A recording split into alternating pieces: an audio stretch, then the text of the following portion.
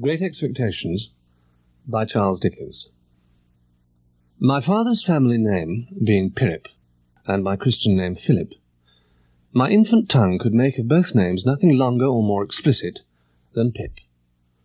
So I called myself Pip, and came to be called Pip. I gave Pirrip as my father's family name on the authority of his tombstone and my sister, Mrs. Gargery, who married the blacksmith.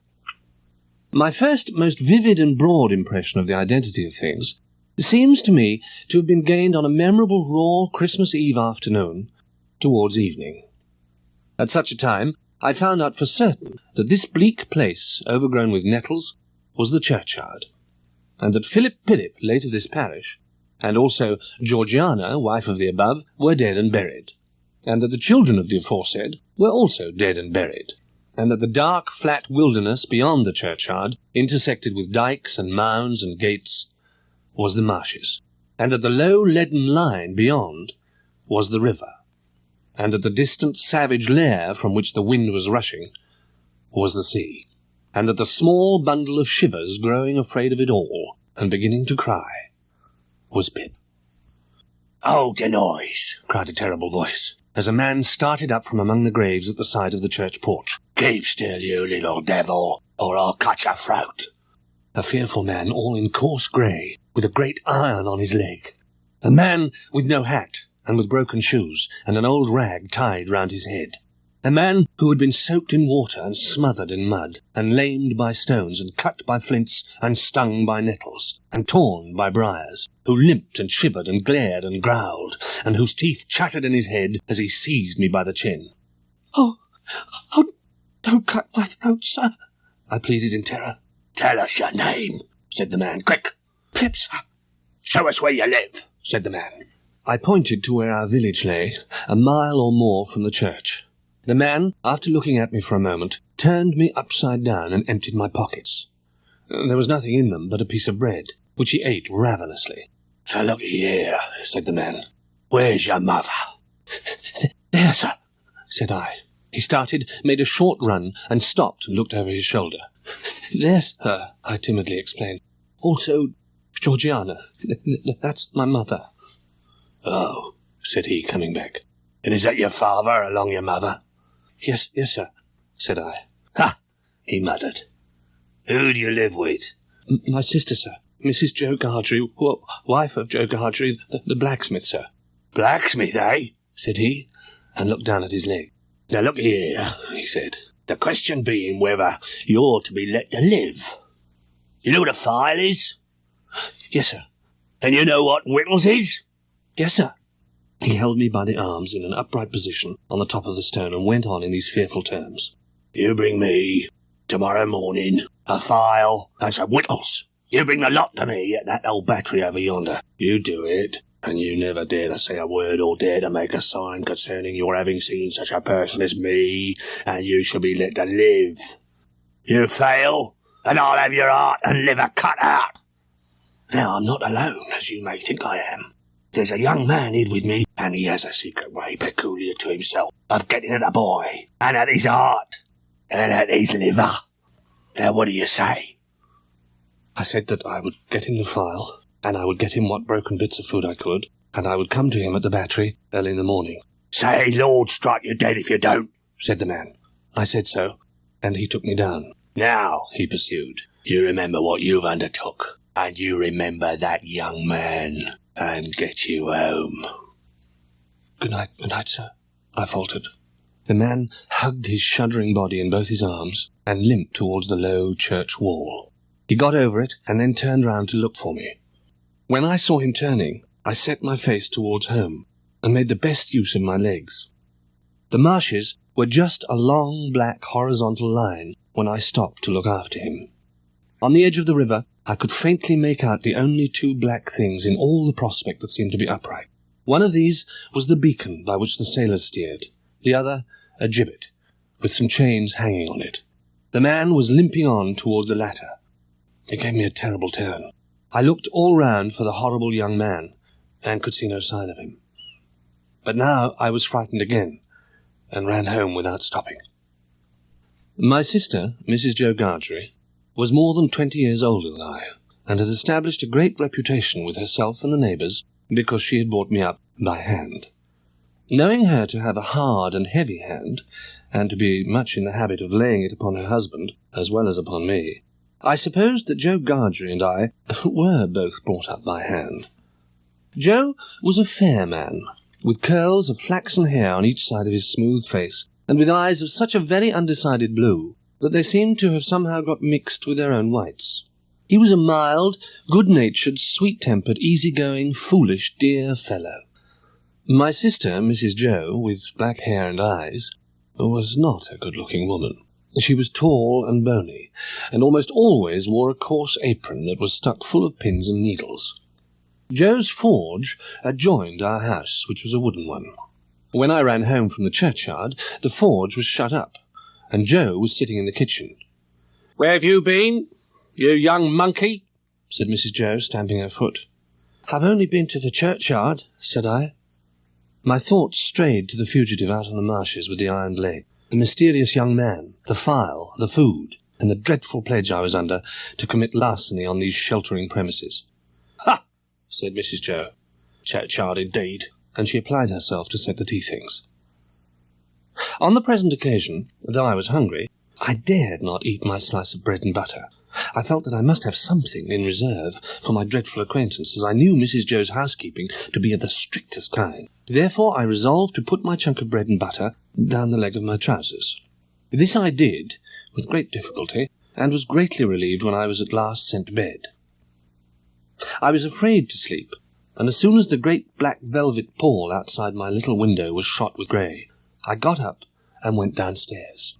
I had no time to spare. I stole some bread, some rind of cheese, about half a jar of mincemeat, which I tied up in my pocket handkerchief with my last night's slice, some brandy from a stone bottle, diluting the stone bottle from a jug in the kitchen cupboard, a meat bone, and a beautiful round pork pie. There was a door in the kitchen communicating with the forge. I unlocked and unbolted the door, and got a file from among Joe's tools. Then I put the fastenings as I'd found them, and ran for the misty marshes. The mist was heavier yet when I got out upon the marshes, so that instead of my running at everything, everything seemed to run at me. This was very disagreeable to a guilty mind. I had just crossed a ditch, which I knew to be very near the battery, when I saw the man sitting before me. His back was toward me. I went forward softly and touched him on the shoulder. He instantly jumped up, and it was not the same man, but another man. And yet this man was dressed in coarse grey too, and had a great iron on his leg. He swore an oath, made a hit at me, and then he ran into the mist, and I lost him. I was soon at the battery after that, and there was the right man, hugging himself, and limping to and fro, waiting for me. He was awfully cold, and his eyes looked awfully hungry too. "What's in the bottle, boy?" said he. "Brandy," said I. He was gobbling mincemeat, bread, cheese, all at once, but he left off to take some of the liquor. Some real or fancied sound now gave him a start, and he said suddenly, You're not a deceiving imp. You brought no one with you?" "Oh, no, sir. No." Pitying his desolation, I made bold to say, "I'm glad you enjoy it." "Thank you, my boy. I do." I'm afraid you won't leave any of it for him," I said timidly. "Who's him?" said my friend. The young man that was hid with you." "He don't want no whittles," he returned. "I thought he looked as if he did," said I. The man stopped eating and regarded me with the greatest surprise. "Looked? When?" "Just now." "Where?" "Yonder," said I, pointing. "Over there, where I found him asleep, and I thought it was you." He held me by the collar and stared at me. Dressed like you know, and only with a hat," I explained, trembling. "This man," he said. "Did you notice anything in him?" He had a badly bruised face," I said. "Not here!" exclaimed the man, striking his left cheek. "Yes, there." "Where is he?" He crammed what little food was left into the breast of his grey jacket. "Show me the way he went. I'll put him down. Curse his iron on my leg! Give us all of the file, boy." I indicated in what direction the mist had shrouded the other man, and he looked up at it for an instant, but he was down on the rank grass, filing at his leg like a madman, and not minding me. I was very much afraid of him again, and I was likewise very much afraid of keeping away from home any longer. I told him I must go, but he took no notice, so I thought the best thing I could do was to slip off. "And where the deuce are you been?" was Mrs. Joe's Christmas salutation, when I and my conscience showed ourselves in the kitchen. I said I had been to hear the carols. "Ah, well," observed Mrs. Joe, "you might have done worse." We were to have a superb dinner, consisting of a leg of pickled pork and a pair of roast stuffed fowls. A handsome mince pie had been made yesterday, and the pudding was on the boil.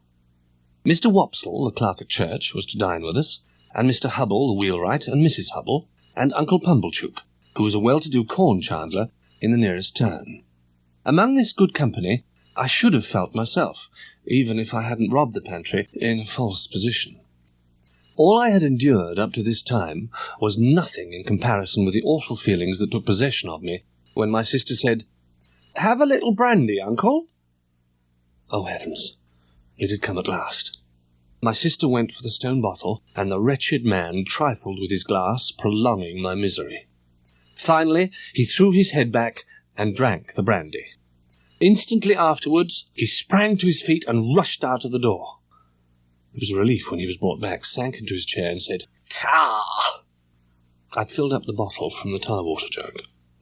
I knew he would be worse by and by. But Uncle Pumblechook wouldn't hear the word, and for the time being at least, I was saved. I began to think I should get over the day when my sister said, addressing the guests, "You must taste a delightful and delicious present of Uncle Pumblechook's, a savoury pork pie." My sister went out to get it. I heard her steps proceed to the pantry. I heard Joe say, "You shall have some, Pip." I ran for my life. But I ran no further than the house door, for there I ran head foremost into a party of soldiers with their muskets. The apparition of a file of soldiers caused the dinner party to rise from the table in confusion. "Excuse me, ladies and gentlemen," said the sergeant. "I am on a chase in the name of the king, and I want a blacksmith." "And pray what might you want with him?" retorted my sister. "Missus," returned the sergeant, "a little job done. You see, blacksmith," continued the soldier, who had by this time picked out Joe with his eye, "we have had an accident with these handcuffs. As they are wanted for immediate service, will you throw your eye over them?" Joe threw his eye over them, and pronounced that the job would take nearer 2 hours than 1. "That's not so bad," said the sergeant. "We'll begin to close in upon 'em by dusk." "Convicts, Sergeant?" asked Mr. Wopsle. "Aye," returned the sergeant, "too. Anybody here seen anything of such game?" Everybody, myself excepted, said no with confidence. Nobody thought of me. At last Joe's job was done, and he mustered courage to propose that some of us should go down with the soldiers and see what came of the hunt. Mrs. Joe merely stipulated, "If you bring the boy back with his head blown to bits by a musket, don't look to me to put it together again." When we were all out in the raw air, I treasonably whispered to Joe, "I hope, Joe, we don't find them." And Joe whispered to me, "I'd give a shilling if they'd cut and run." I considered, for the first time, with great dread, if we should come upon them. Would my particular convict suppose that it was I who had brought the soldiers there? With my heart thumping like a blacksmith's at Joe's broad shoulder, I looked all about for any sign of the convicts. The soldiers were moving on in the direction of the old battery, and we were moving on a little way behind them, when all of a sudden we all stopped. For there had reached us, on the wings of the wind and rain, a long shout. After a while, we had so run it down that we could hear one voice calling, "Murder!" and another voice, "Convicts! Guards!" "Here are both men!" panted the sergeant, struggling at the bottom of the ditch. "Surrender, you two!" Water was splashing, and mud was flying, and oaths were being sworn, and blows were being struck, when some more men went down into the ditch to help the sergeant, and dragged out separately my convict and the other one. "Mind," said my convict, "I took him. I give him up to you." "It's not much to be particular about," said the sergeant. "It'll do you small good." "I don't expect it to do me good," said my convict. "He knows I took him. That's enough for me." The other convict was livid to look at. "Take notice, guard. He tried to murder me," were his words. Enough of this parley, said the sergeant. Light those torches. My convict looked around for the first time, and he saw me. I looked at him eagerly when he looked at me, and slightly moved my hands and shook my head. I had been waiting for him to see me, that I might try to assure him of my innocence. He gave me a look that I did not understand, and he said to the sergeant, I wish to say something respecting this escape. May prevent some persons laying under suspicion along of me. You can say what you like, said the sergeant. I took some victuals up at the village over yonder from the blacksmith's. It was some broken victuals, some liquor and a pie. Have you happened to miss such an article, blacksmith? Asked the sergeant. My wife did, at the very moment you came in, said Joe. So, said the convict, so you're the blacksmith. And I'm sorry to say, I've eaten your pie. God knows you're welcome to it, returned Joe. We wouldn't have you starved to death, would us, Pip? By the light of the torches, we saw the black hulk of the prison ship lying out a little way from the mud of the shore. We saw the boat go alongside, and we saw the convicts taken up the side and disappear. Mrs. Joe made occasional trips with Uncle Pumblechook on market days to assist him in buying household stuffs and goods. On one such day, we heard her return as the sound of the mare's trot was much brisker than usual. Mrs. Joe was soon down, and Uncle Pumblechook too. Now, said Mrs. Joe, if this boy ain't grateful this night, he never will be. Miss Havisham wants this boy to go and play there. I had heard of Miss Havisham uptown as an immensely rich and grim lady who lived in a large and dismal house barricaded against robbers, and who led a life of seclusion. I considered Uncle Pumblechook wretched company, and I was very glad when 10 o'clock came next morning, and we started for Miss Havisham's. Within a quarter of an hour, we came to Satis house, which was of old brick and had a great many bars to it. After ringing a bell, a window was raised, and a clear voice demanded, "What name?" To which my conductor replied, "Pumblechook." The window was shut, and a young lady came across the courtyard with keys in her hand. "This," said Mr. Pumblechook, "is Pip." "This is Pip, is it?" returned the young lady, who was very pretty and seemed very proud. "Come in, Pip." My conductress locked the gate, and we went across the courtyard. She seemed much older than I, but we were about the same age. She was beautiful and self-possessed. We went into the house by a side door and up a staircase, and at last we came to the door of a room. She said, "Go in." I answered, "After you, miss." To which she returned, "Don't be ridiculous, boy. I am not going in." And she scornfully walked away. I knocked, and was told from within to enter. I found myself in a large room well lighted with candles. No glimpse of daylight was to be seen in it.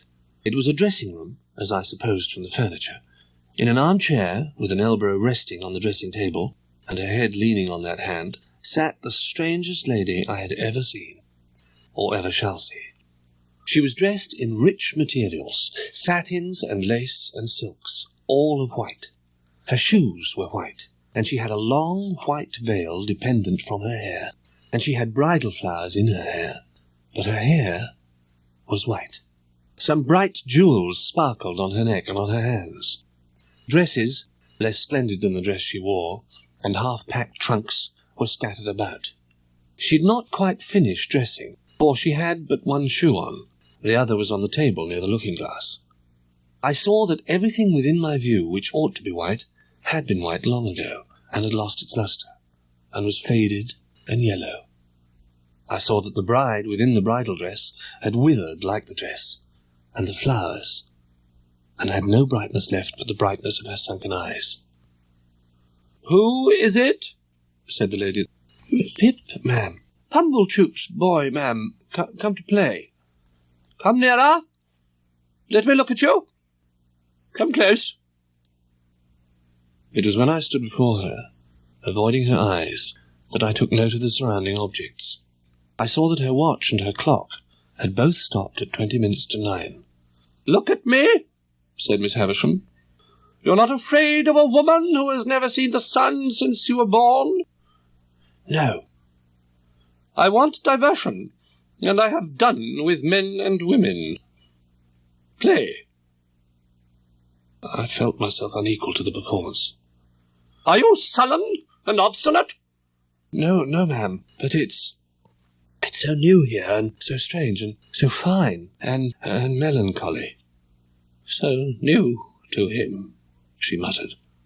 "Call Estella." To stand in the passage and roaring Estella's name was almost as bad as playing to order. But she answered, and her light came along the passage like a star. "Let me see you play cards with this boy," said Miss Havisham. "With this boy? Why, he's a common labouring boy." "Well, you can break his heart," said Miss Havisham. So we sat down to play cards, and Miss Havisham sat, corpse-like.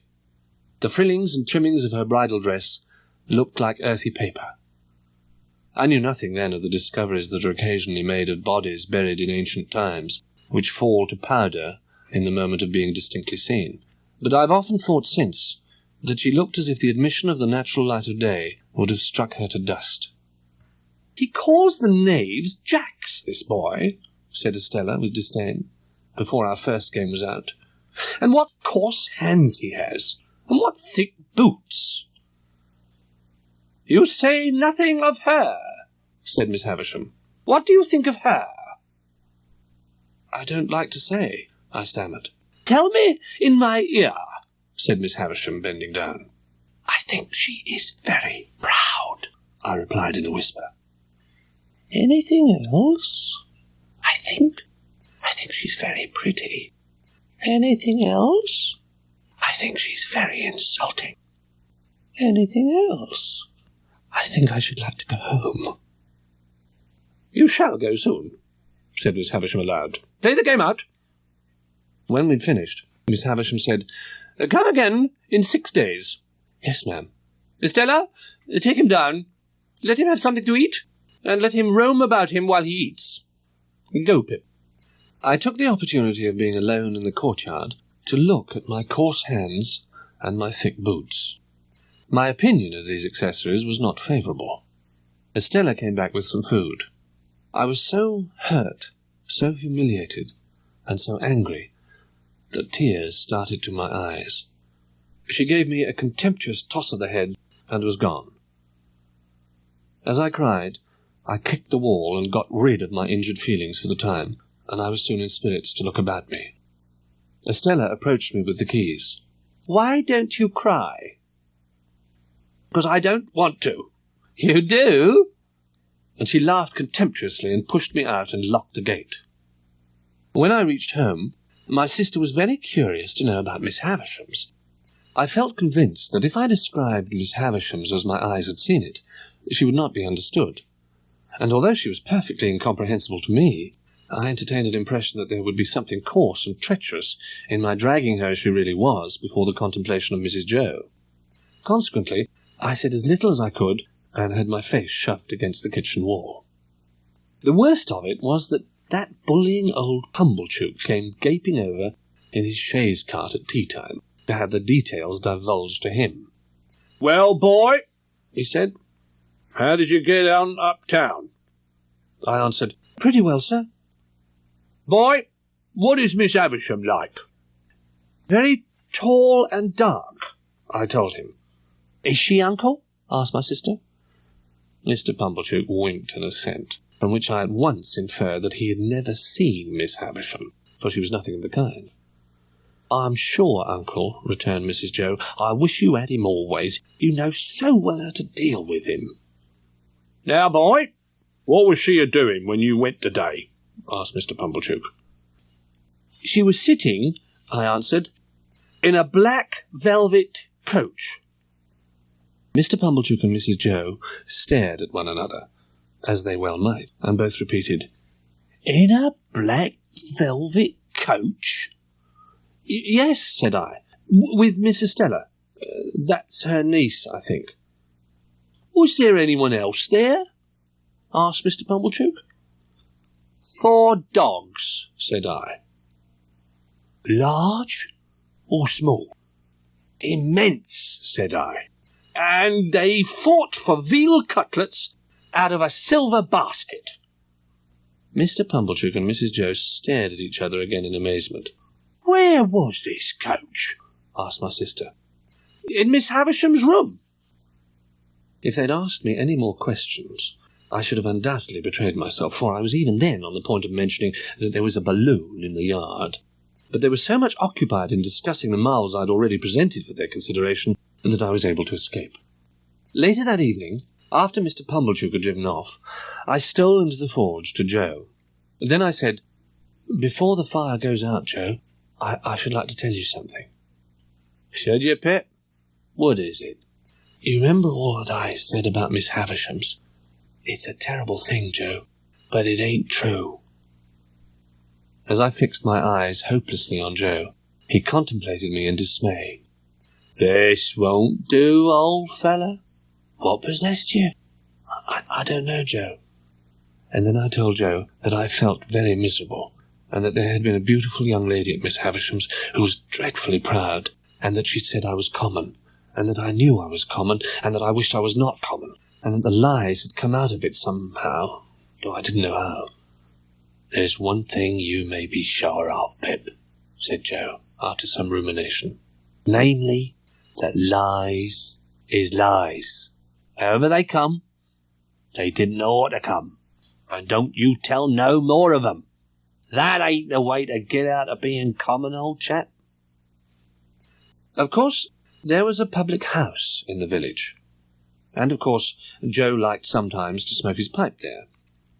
I had strict orders from my sister to call for him at the Three Jolly Bargemen that evening on my way home from school. It being Saturday night, I found Joe in the company of Mr. Wopsle and a stranger. Joe greeted me as usual with, "Hello, Pip, old chap," and the moment he said that, the stranger turned his head and looked at me.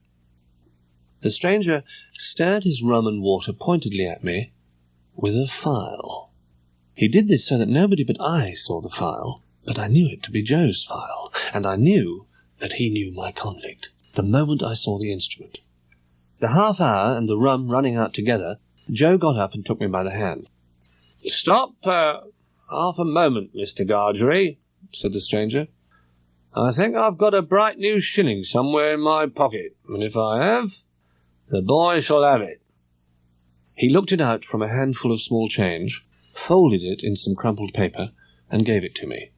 "Yours," said he. "Mind, your own."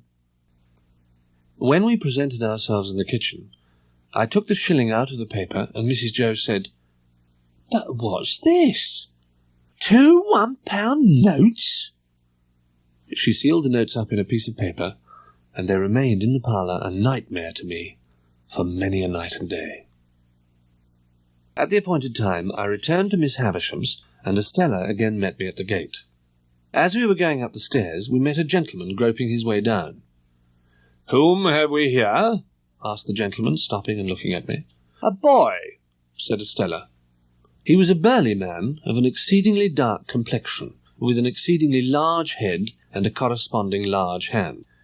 He was nothing to me, and I could have had no foresight then that he would ever be anything to me. "Boy of the neighbourhood, eh?" said he. "Yes, sir," said I. "How do you come here?" "Miss Havisham sent for me, sir," I explained. "Well, behave yourself," said he, and went on his way downstairs. We were soon in Miss Havisham's room, and Estella left me standing near the door. "Come in, Pip," said Miss Havisham. "Are you ready to play?" I don't think I am, ma'am," said I.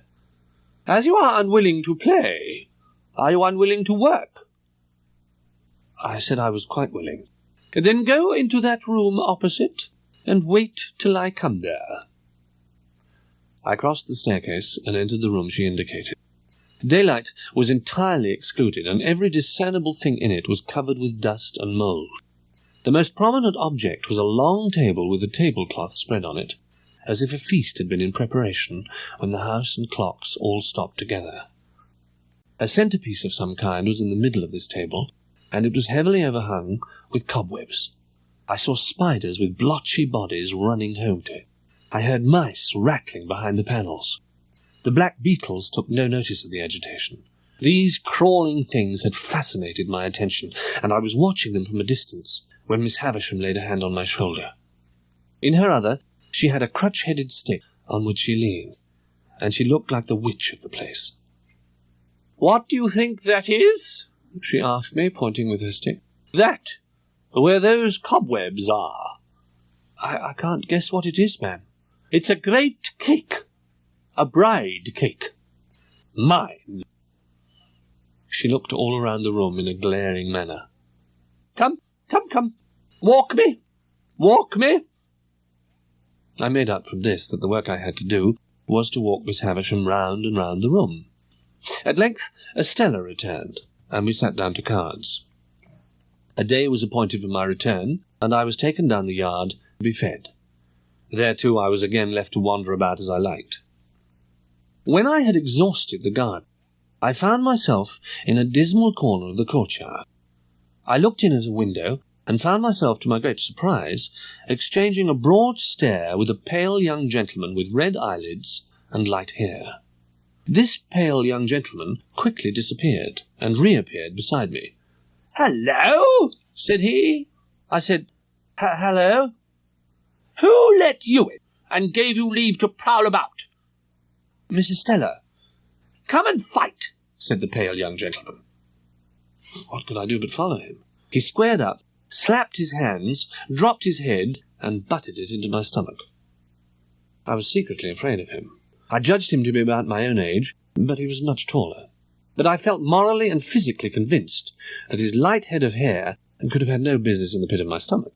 I let out the first blow, and saw him lying on his back with a bloody nose. My second blow saw him on the ground again, looking up at me with a black eye. He never once hit me hard, but he got heavily bruised. For I am sorry to say that the more I hit him, the harder I hit him. At last he got a bad fall with the back of his head against the wall. He went on his knees to his sponge and threw it in the air, at the same time panting out, "That means that you have won." I said, Can I help you?" And he said, "No, thank you." And I said, "Good afternoon." And he said, "Same to you." I found Estella waiting with the keys, but she neither asked me where I had been, nor why I had kept her waiting, and there was a bright flush upon her face, as though something had happened to delight her. She stepped back into the passage and beckoned me. "Come here. You may kiss me, if you like." I kissed her cheek as she turned it to me. I think I would have gone through a great deal to kiss her cheek, but I felt that it was worth nothing to her. On my next visit to Miss Havisham, I entered on a regular occupation of pushing Miss Havisham in a wheelchair round her own room, and across the landing, and around the other room. These journeys were numerous, because it was settled that I should return on alternate days at noon for these purposes. As we began to be more used to one another, Miss Havisham talked more and more to me. One day she stopped short as she and I were walking, and said, "You are growing tall, Pip. Tell me the name of that blacksmith of yours." "Joe Gargery, ma'am." "Meaning the master you were to be apprenticed to?" "Yes, Miss Havisham." "You would better be apprenticed at once. Do you think Gargery would come here with you, and bring your indentures?" I signified that I had no doubt he would take it as an honour to be asked. "Then let him come. Let him come soon with you." On the next day but one, I conducted Joe into Miss Havisham's presence. As if he were absolutely out of his mind with the wonder of her strange figure and the strange room, Joe persisted throughout the interview in addressing me, and not Miss Havisham. "Have you brought Pip's indentures with you?" Miss Havisham asked Joe. "Well, Pip," replied Joe, "you yourself see me put them in my hat." With which he gave them to me and not to Miss Havisham. I'm afraid that I was ashamed of the dear fellow, when I saw that Estella stood at the back of Miss Havisham's chair, and that her eyes laughed mischievously. I gave the indentures to Miss Havisham. "You expected no premium with the boy?" said Miss Havisham. "Well, you know it to be no, Pip," returned Joe. Pip had earned a premium here, said Miss Havisham, and here it is. There are 25 guineas in this bag. Give it to your master, Pip. "Oh, this is very liberal on your part, Pip," said Joe, "and it is as such received and grateful welcome, though never looked for." "Goodbye, Pip," said Miss Havisham. "Let them out, Estella." In another minute we were outside the gate, and it was locked, and Estella was gone. There was nothing for it but to be taken to the town hall straight away, and I was bound apprentice to Joe. I remember that when I got into my little bedroom, I was truly wretched, and had a strong conviction that I should never like Joe's trade. I'd liked it once, but once was not now. It is a most miserable thing to feel ashamed of home. Home had never been a very pleasant place to be because of my sister's temper, but Joe sanctified it, and I believed in it. However, within a single year, all this was changed. Now it was all coarse and common, and I would not have had Miss Havisham or Estella see it on any account. One Sunday, I resolved to mention to Joe a thought concerning Miss Havisham and Estella that had been much in my head. "Joe," said I, "don't you think I ought to pay Miss Havisham a visit?" "Well, Pip," returned Joe slowly, "what for?" "Here I am, getting on in the first year of my time, and I've never thanked Miss Havisham, or asked after her, or shown that I remember her." Joe thought that if I thought well of this idea, he thought well of it. Now Joe kept a journeyman at weekly wages, whose name was Orlick. This morose man had no liking for me, and he was present the next day when I asked Joe about my half-holiday. "Now, master," said Orlick, "sure you're not going to favour only one of us?" "As in general, you stick at your work as well as most men," said Joe. "Let it be half-holiday for all." My sister had been standing in the yard. Then she said to Joe, "You fool! Giving holidays to great idle hulkers like that. I wish I was his master." "You're a foul shrew, Mother Gargery," growled Orlick. "What did you say?" screamed my sister, becoming blindly furious. Well, what could poor Joe do but stand up to his journeyman? And Orlick was very soon among the coal dust. My visit to Miss Havisham was brief. There was no Estella, and I was informed that she was abroad, being educated to be a lady. Miss Havisham told me to come and see her on my birthday, and indeed this became an annual custom, at which time she would give me a guinea. By the time I set out for home, it was dark, and I was accompanied by Mr. Wopsle. Beyond the town, we were joined by Orlick, who slouched out from behind the turnpike house. As we passed the Jolly Bargeman, we were surprised to find it in a state of commotion. Mr. Wopsle ran in to ask what was the matter, and he ran back to us in a great hurry. "There's something wrong at your place, Pip. Somebody's been attacked and hurt." We made no stop until we got into our kitchen. There was a surgeon, and there was Joe. And I then became aware of my sister lying without sense or movement on the bare boards, where she had been knocked down by a tremendous blow on the back of her head, dealt by some unknown hand when her face was turned toward the fire. When Joe had got home at 5 minutes before 10, he had found her struck down and promptly called assistance. Nothing had been taken from any part of the house, but there was one remarkable piece of evidence on the spot. She had been struck with something blunt and heavy, and on the ground beside her was a convict's leg iron, which had been filed asunder. Knowing what I knew, I believed the iron to be my convict's iron, but my mind did not accuse him of having put it to its latest use, for I believe one or two other persons to have become possessed of it, either Orlick or the strange man who had shown me the file. My sister lay upon her bed very ill. Her hearing was greatly impaired, her memory also, and her speech was unintelligible. However, her temper was greatly improved, and she was patient. We were at a loss to find a suitable attendant to her, until a circumstance happened conveniently to relieve us. Mr. Wopsle's great-aunt died, and her granddaughter Biddy became a part of our establishment. Biddy was an orphan like myself. She was not beautiful, she was common, and could not be like Estella, but she was pleasant and wholesome and sweet-tempered. Biddy's first triumph in her new office was to solve a difficulty that had completely vanquished me. My sister always kept a slate near her, and again she traced upon it a character that looked like a curious T. At length it came into my head that the sign looked like a hammer.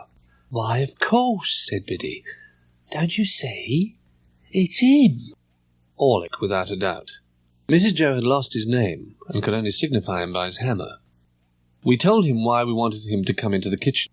I confess that I expected to see my sister denounce him, and that I was greatly disappointed by the different result.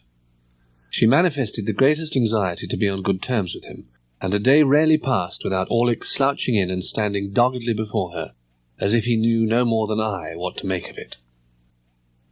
One Sunday I asked Biddy to come out for a walk and a chat. Joe looked after Mrs. Joe.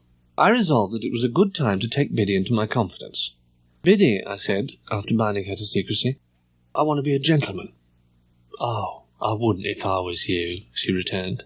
I have a particular reason for wanting to be a gentleman." "Well, you know best, Pip. Don't you think you're happier as you are?" "See how I'm going on, Biddy, dissatisfied and uncomfortable, and what would it signify to me being coarse and common if nobody told me so?" "Who said it?" "The beautiful young lady at Miss Havisham's, and I admire her dreadfully, and I want to be a gentleman on her account." "Do you want to be a gentleman to spite her or gain her over?" "I don't know," I moodily answered. "If it is to spite her," Biddy pursued, "that might be better done by caring nothing for her words. And if it is to gain her over, I should think she was not worth gaining over." "It may all be quite true," I said to Biddy, "but I admire her dreadfully." "I'm glad of one thing," said Biddy, "and that is that you felt you could give me your confidence, Pip." "Biddy, I shall always tell you everything." "Till you're a gentleman?" "You know I never shall be, so that's always." "Biddy, I wish you could put me right." "I wish I could," said Biddy. "If only I could get myself to fall in love with you, that would be the thing for me." "But you never will, you see," said Biddy. It was in the 4th year of my apprenticeship to Joe, and it was a Saturday night. There was a group assembled round the fire at the Three Jolly Bargemen. Of that group, I was one. I became aware of a strange gentleman leaning over the back of the settle opposite, looking on. After a time, he moved in front of the fire. "From information I have received," said he, "I have reason to believe that there is a blacksmith among you by name Joseph Gargery. Which is the man?" "Here's the man," said Joe. "You have an apprentice," pursued the stranger, "commonly known as Pip. Is he here?" "I'm here," said I. The stranger didn't recognize me, but I recognized him as the gentleman I'd met on the stairs on the occasion of my second visit to Miss Havisham. "I wish to have a private conference with you two," he said. "Perhaps we'd better go to your place of residence." Our conference was duly held in our state parlour. "My name," said the stranger, "is Jaggers, and I am a lawyer in London. I have unusual business to transact with you, and I commence by explaining that it is not of my originating. Now, regarding this young fellow, the communication I have got to make is this, that he has great expectations." Joe and I gasped and looked at one another. "I am instructed to communicate to him," said Mr. Jaggers, "that he will come into a handsome property. It is the desire of the present possessor of that property that he be immediately removed from his present sphere of life and from this place, and be brought up a gentleman." My dream had come out. Miss Havisham was going to make my fortune on a grand scale. "Now, Mr. Pip," pursued the lawyer, "I address the rest of what I have to say to you. You are always to bear the name of Pip." My heart was beating so fast that I could scarcely stammer that I had no objection. "You are to understand, Mr. Pip, that the name of your liberal benefactor remains a profound secret, until a person chooses to reveal it at first hand by word of mouth to yourself. When or where that intention may be carried out, I cannot say. It may be years hence. You are most positively prohibited from making any inquiry on this head. If you have any objection to this, now is the time to mention it." Once more I stammered that I had no objection. "We come next to mere details of arrangement. There is already lodged in my hands a sum of money amply sufficient for your suitable education and maintenance. You will please consider me your guardian. Are you ready to be placed at once under some tutor?" I stammered, "Yes." "Good. Now, when will you come to London?" I said I supposed that I could come directly. Mr. Jaggers produced a purse and counted out 20 guineas for new clothes.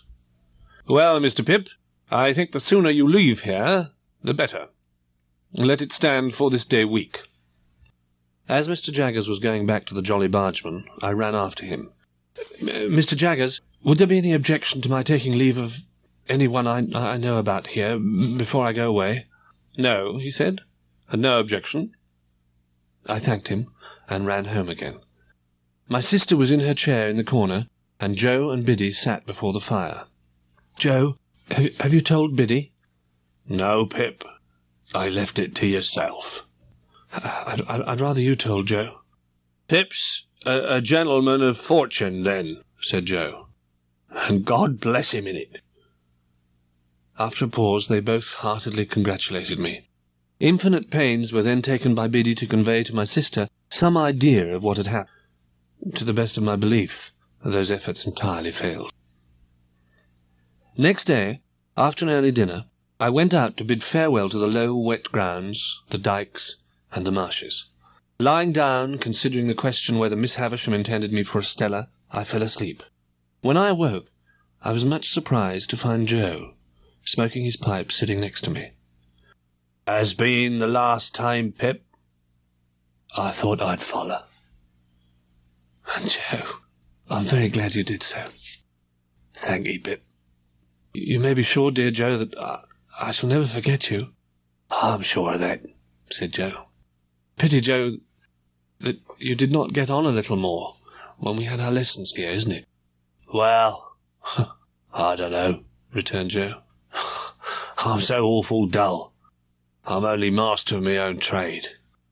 What I had meant was that when I came into my property and was able to do something for Joe, it would have been much more agreeable if he'd been better qualified for a rise in station. I would mention it to Biddy. So when we'd walked home and had had tea, I took Biddy into our little garden. "Biddy," said I, "you will not omit any opportunity of helping Joe on a little." "How helping him on?" asked Biddy. "For instance, Biddy, in his learning and his manners." "Won't his manners do, then?" said Biddy. "Ah, dear Biddy, they do very well here." "Have you considered that he may be proud?" "Proud?" I repeated. "He may be too proud to let anyone take him out of a place that he's competent to fill." "Now, Biddy, you are dissatisfied on account of my rise in fortune." "Whether you scold me or approve of me," said Biddy, "you may equally depend upon my trying to do all that lies in my power, here, at all times." In the morning, I went into town and presented myself before Mr. Trabb, the tailor. When we had done, I appointed Mr. Trabb to send the articles to Mr. Pumblechook's on the Thursday evening. I then directed my steps to Pumblechook's, where he was waiting for me with great impatience.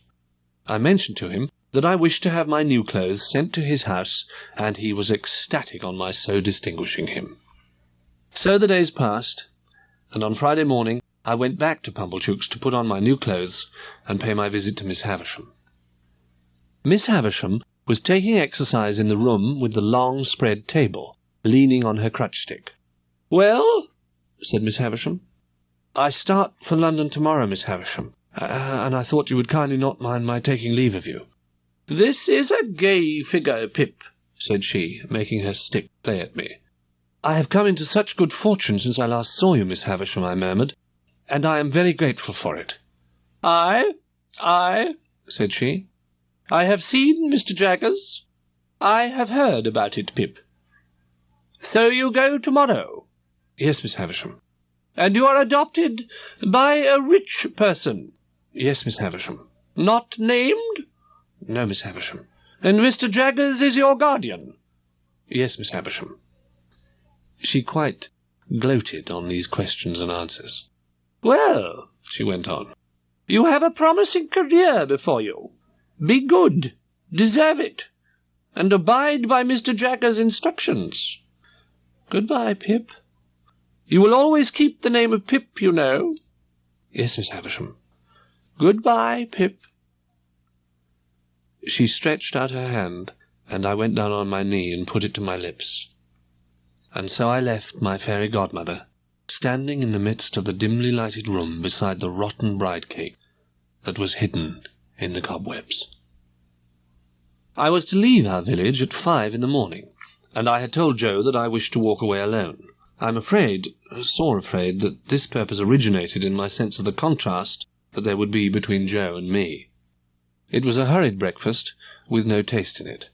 I got up from the meal, saying with a sort of briskness, "Well, I suppose I must be off now." And then I kissed my sister, and kissed Biddy, and threw my arms around Joe's neck. Then I took my little portmanteau and walked out. I stopped to wave my hat. Dear old Joe waved his stout right hand above his head.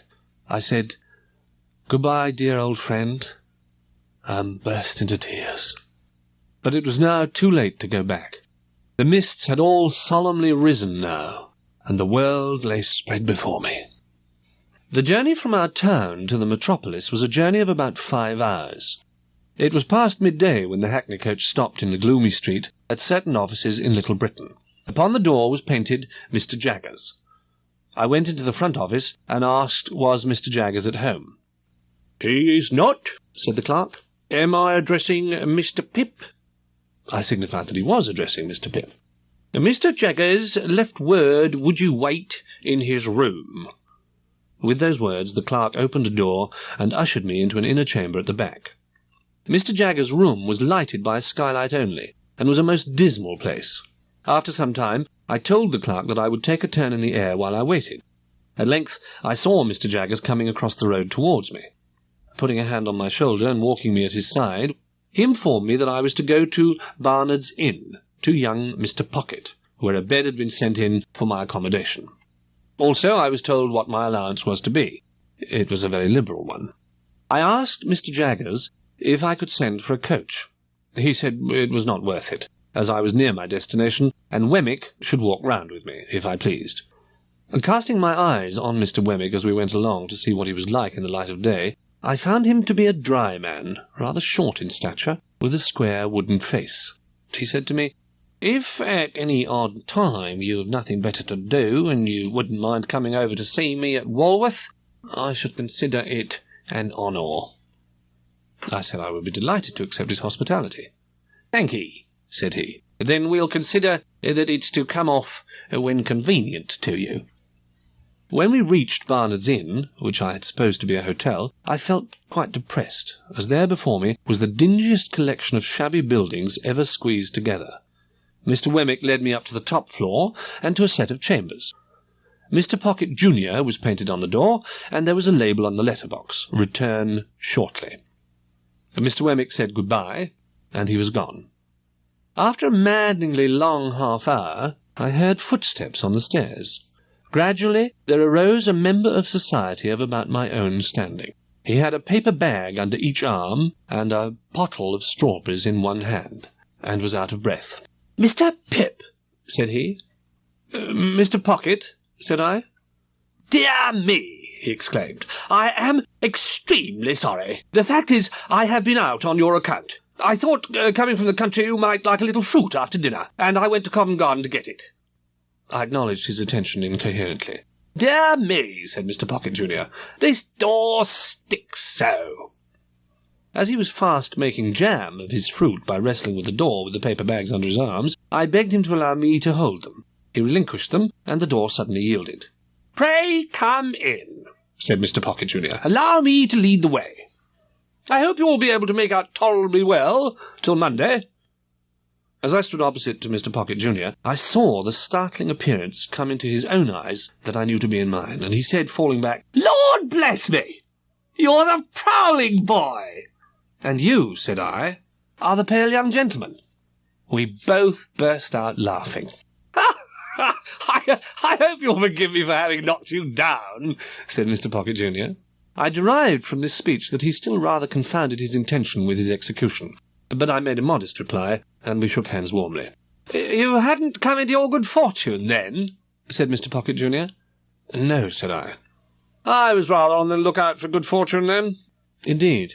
Yes, Miss Havisham had sent for me to see if she could take a fancy to me, but she couldn't. If I had come out of it successfully, I should have been what you may call it, to Estella. What's that? I asked, with sudden gravity. Betrothed. Engaged. How did you bear your disappointment? I asked. Oh, said he, I didn't care for it. She's a tartar. Miss Havisham? Now, I meant Estella. That girl's hard and haughty and capricious, and has been brought up by Miss Havisham to wreak revenge on all the male sex. What relation is she to Miss Havisham? None, said he.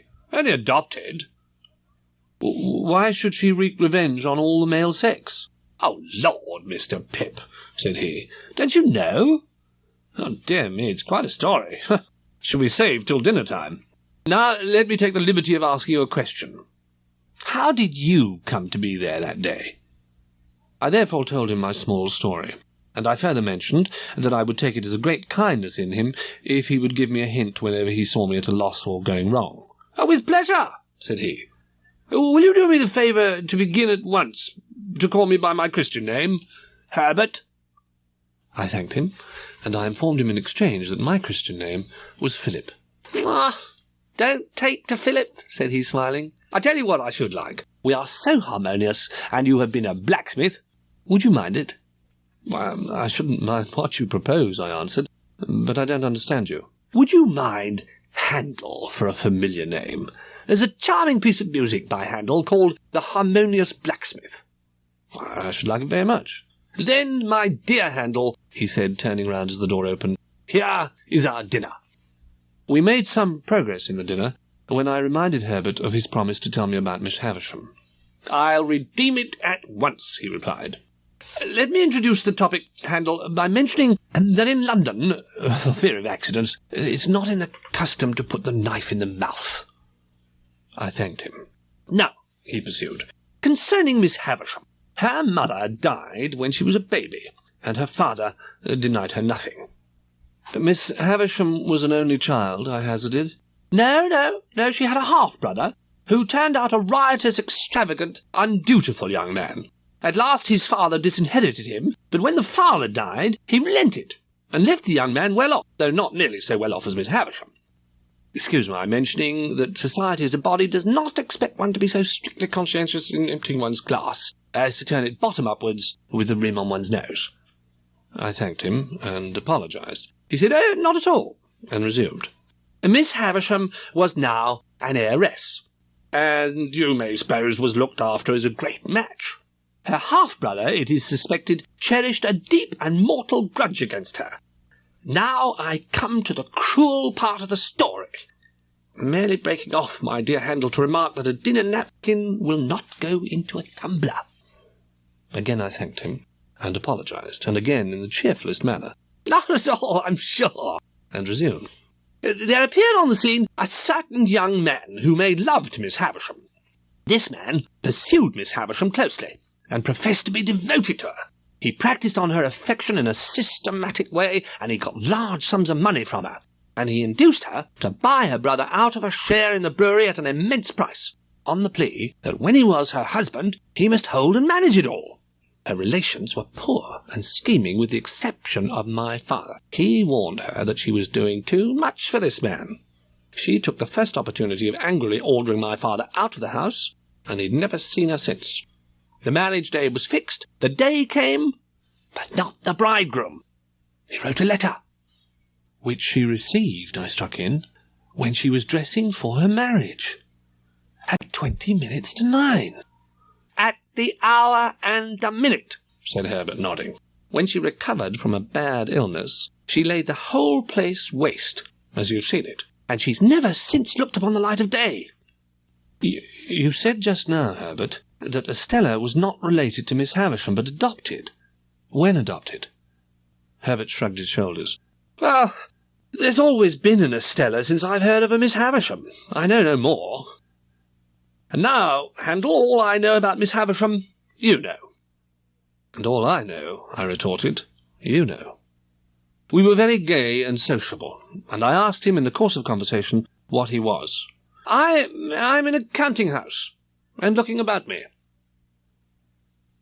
I'd not seen Wemmick for some weeks, when I thought I would write him a note and propose to go home with him on a certain evening. He replied that it would give him much pleasure, and that he would see me at the office at 6 o'clock. We walked to Walworth. Wemmick's house was a little wooden cottage in the midst of plots of gardens, and the top of it was cut out and painted like a battery mounted with guns. "My own doing," said Wemmick. "Looks pretty, don't it?" I highly commended it. "There's a real flagstaff, you see," said Wemmick, "and on Sundays I run up a real flag." We went into the castle, and there, sitting by the fire, was a very old man in a flannel coat. "Hello, aged parent," said Wemmick. "Nod away at him, Mr. Pip, that's what he likes." Wemmick told me as he smoked a pipe that it had taken him a good many years to bring the property up to its present pitch of perfection. "I hope Mr. Jaggers admires it," said I. "Never seen it," replied Wemmick. "No, the office is one thing, and private life is another." We passed an enjoyable evening, and at 8:30 in the morning we started for Little Britain. My dear Mr. Pip, I write this by request of Mr. Gargery for to let you know that he's going to London in company with Mr. Wopsle and would be glad if agreeable to be allowed to see you. He will call at Barnard's Inn Tuesday morning at 9 o'clock, when if not agreeable please leave word. Your poor sister is much the same as when you left. We talk of you in the kitchen every night. Your ever obliged and affectionate servant, Biddy. I received this letter by post on Monday morning, and therefore its appointment was for next day. Let me confess exactly with what feelings I looked forward to Joe's coming. Not with pleasure, though I was bound to him by so many ties. No, with considerable disturbance and some mortification. However, I came into town on the Monday night to be ready for Joe, and I got up early in the morning, and caused the sitting-room and breakfast table to assume their most dazzling appearance. Presently I heard Joe on the staircase. I knew it was Joe by his clumsy manner of coming upstairs. "Joe! How are you, Joe?" "Pip! How are you?" "I'm glad to see you, Joe." "Ah, but you have that growth," said Joe, "and that gentlefolk." "And you, Joe, you look wonderfully well." Joe then told me of his visit to the theatre. Mr. Wopsle had left the church for the stage and acting, and this was why he had come to London. Was there a great sensation, Joe, at Mr. Wopsle's performance?" "Yes," said Joe. "In particular, when he sees the ghost." A ghost-seeing effect in Joe's own countenance informed me that Herbert had entered the room. So I presented Joe to Herbert, and we sat down to breakfast. Then Joe fell into unaccountable fits of meditation, and I was heartily glad when Herbert left us for the city. I had neither the good sense nor the good feeling to know that this was all my fault. "Us two being alone, sir," began Joe. Joe, I interrupted pettishly. How can you call me sir? Joe looked at me for a single instant with something faintly like reproach. "Well, sir," pursued Joe, I were at the Bargeman t'other night when there came up in this shay cart, Pumblechook. He said to me, 'Joseph, Miss Havisham, she wishes to speak to you.'" "Miss Havisham, Joe?"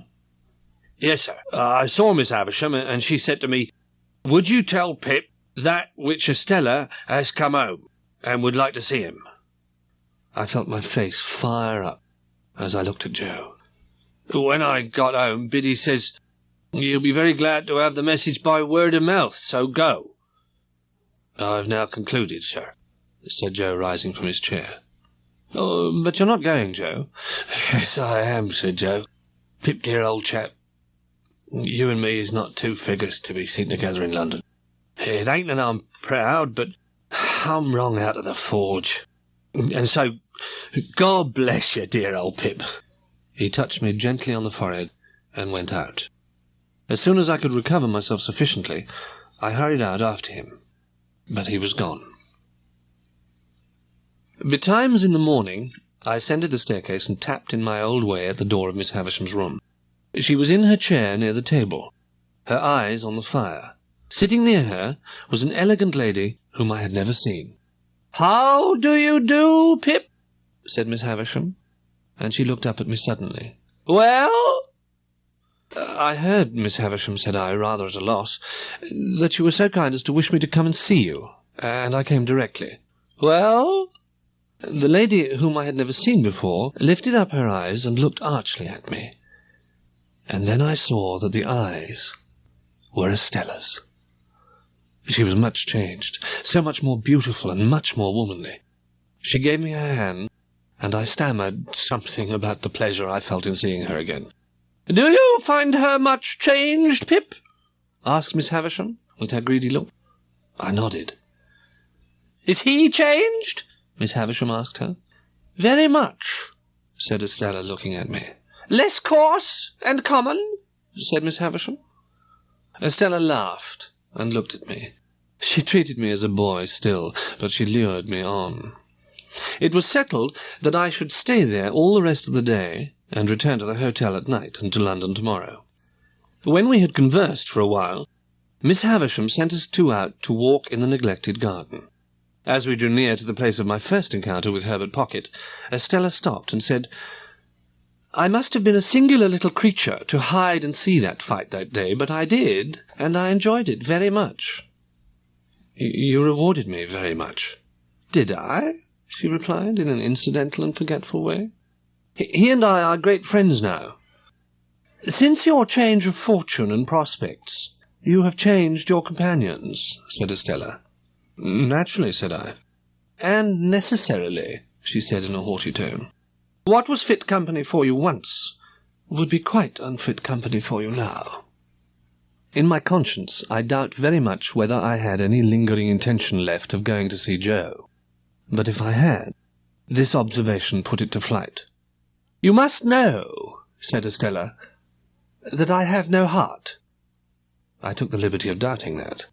"Oh, I have a heart to be stabbed in or shot at.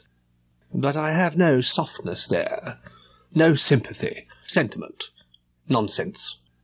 What was it that was borne in upon my mind when she stood still and looked attentively at me? I could not trace it. "I am serious," continued Estella. "If we are to be thrown much together, you had better believe it at once. I have not bestowed my tenderness anywhere. I have never had any such thing." There was no discrepancy of years between us. To remove her far from me, we were of nearly the same age, though, of course, age told more for her.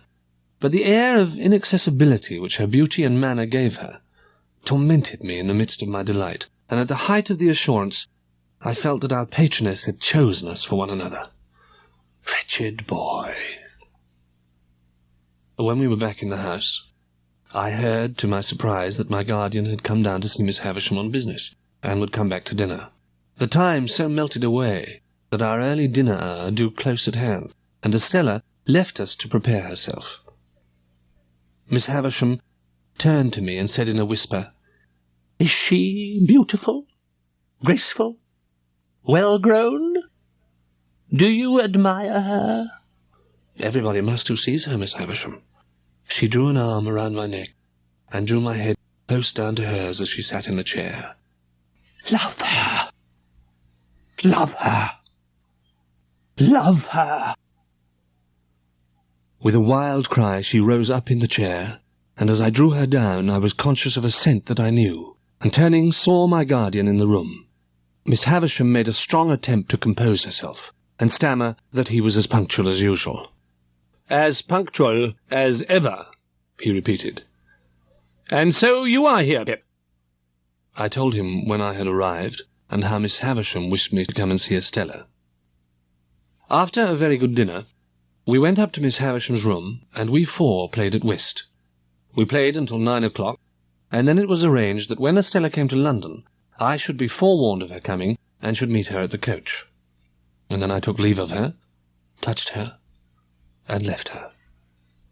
Far into the night, Miss Havisham's passionate words sounded in my ears. I adapted them for my own repetition. I love her. I love her. I love her.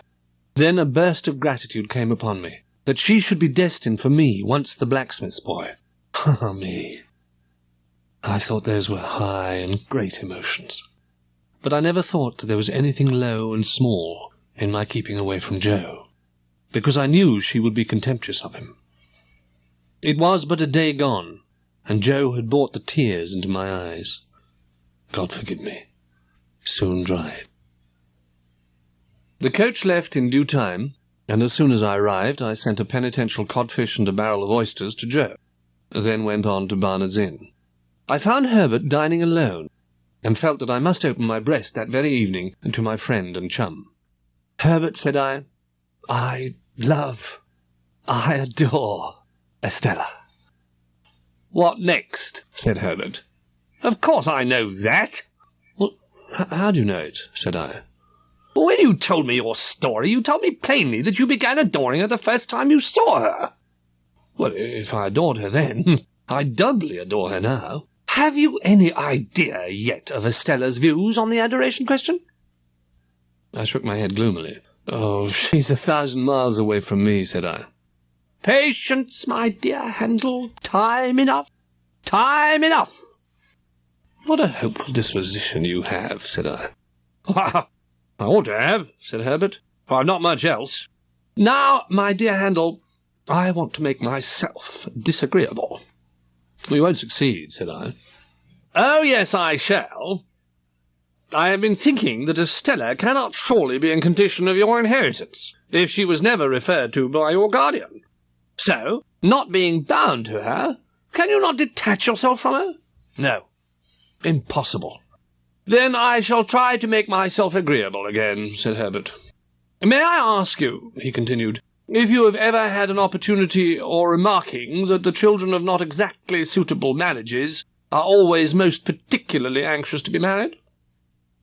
This was such a singular question that I asked him, is it so? I don't know, said Herbert. It is decidedly the case with us. I think we're all engaged, except the baby. Then you are, said I. I am, said Herbert, but it's a secret. I assured him of my keeping the secret, and begged to be favoured with further particulars. May I ask the name, I said. Name of Clara, said Herbert. Live in London? Yes. Her father was a species of purser, but he's an invalid now. I've never seen him since I have known Clara. He then told me that it was his intention to marry Clara the moment he began to realise capital. One day, when I was busy with my books and Mr. Pocket, I received a note by the post. Though I had never seen the handwriting in which it was addressed, I divined whose hand it was. It had no set beginning, but ran thus. I am to come to London the day after tomorrow by the midday coach. I believe it was settled that you should meet me. At all events, Miss Havisham has that impression, and I write in obedience to it. She sends you her regard. Yours, Estella. My appetite vanished instantly, and I knew no peace or rest until the day arrived. Then I was worse than ever. I began haunting the coach office. The coach came quickly after all, and I saw her face at the coach window, and her hand waving to me. What was the nameless shadow which again in that one instant passed?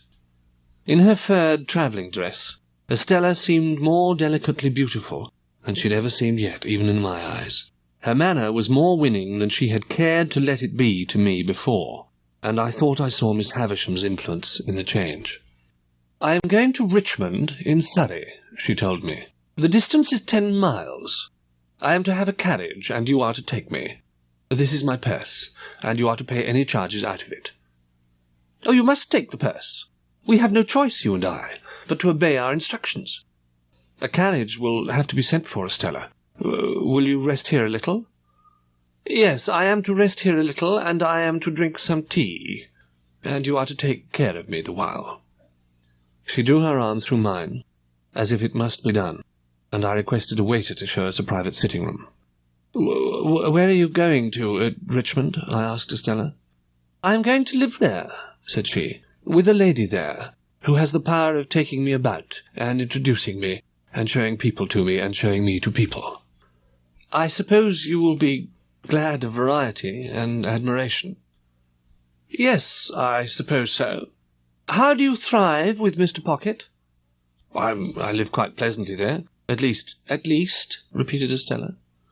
As pleasantly as I could anywhere, away from you. You silly boy, said Estella, quite composedly. How can you talk such nonsense? At the same time, she gave me her hand, and I held it and put it to my lips. You ridiculous boy, said Estella. Will you never take warning? Or do you kiss my hand in the same spirit in which I once let you kiss my cheek? What spirit was that? Said I. I must think a moment. A spirit of contempt for the fawners and plotters. If I say yes, may I kiss the cheek again? You should have asked before you kissed the hand. But, yes, if you like. I leaned down, and her calm face was like a statue's. Estella glided away the instant I touched her cheek. At last we got into our post-coach and drove away to Richmond. When we passed through Hammersmith, I showed her where Mr. Matthew Pocket lived, and said it was no great way from Richmond, and that I hoped I should see her sometimes. Oh, yes, you are to see me. You are to come when you think proper. You are already mentioned to the family. I wonder Miss Havisham could part with you so soon. It is part of Miss Havisham's plans for me, Pip, said Estella. I am to write to her constantly, and see her regularly, and report how I go on. I and the jewels, for they are nearly all mine now. It was the first time she had ever called me by my name. Of course she did so purposely, and knew I should treasure it up. We came to Richmond all too soon, and our destination there was a house by the green. The doorway soon absorbed her boxes, and she gave me her hand and a smile, said good night, and was absorbed likewise. One evening, as Herbert and I sat together preparing lists of our debts and endeavouring to discover the means of regulating these matters, a letter was dropped through the door. "It's for you, Handel," said Herbert. "I hope nothing is the matter." This was an allusion to the heavy black seal and border. The letter was signed Trabb & Co., and its contents were simply that they begged to inform me that Mrs. J. Gargery had departed this life on Monday last at 20 minutes past 6 in the evening, and that my attendance was requested at the interment on Monday next at 3 o'clock in the afternoon. Having written to Joe to offer him consolation, and to assure him that I would come to the funeral, I passed the intermediate days in a curious state of mind. I went down early in the morning, and alighted at the Blue Boar in good time to walk over to the forge. At last I came within sight of the house, and saw that Trabb & Co. had put in a funereal execution and taken possession. Poor dear Joe, entangled in a little black cloak tied in a large bow under his chin, was seated apart at the upper end of the room, where, as chief mourner, he had evidently been stationed by Trabb. When I bent down and said to him, "Dear Joe, how are you?" he said, "Pip, old chap, you knowed her when she was a fine figure," and clasped my hand and said no more. Biddy, looking very neat and modest in her black dress, went here and there and was very helpful. Sitting at the table, I became aware of the servile Pumblechook in a black cloak and several yards of hatband. He was making obsequious movements to catch my attention. The moment he succeeded, he came over and said, "May I, dear sir?" and shook my hand. We were all going to follow, so we all put our pocket handkerchiefs to our faces and filed out 2 and 2.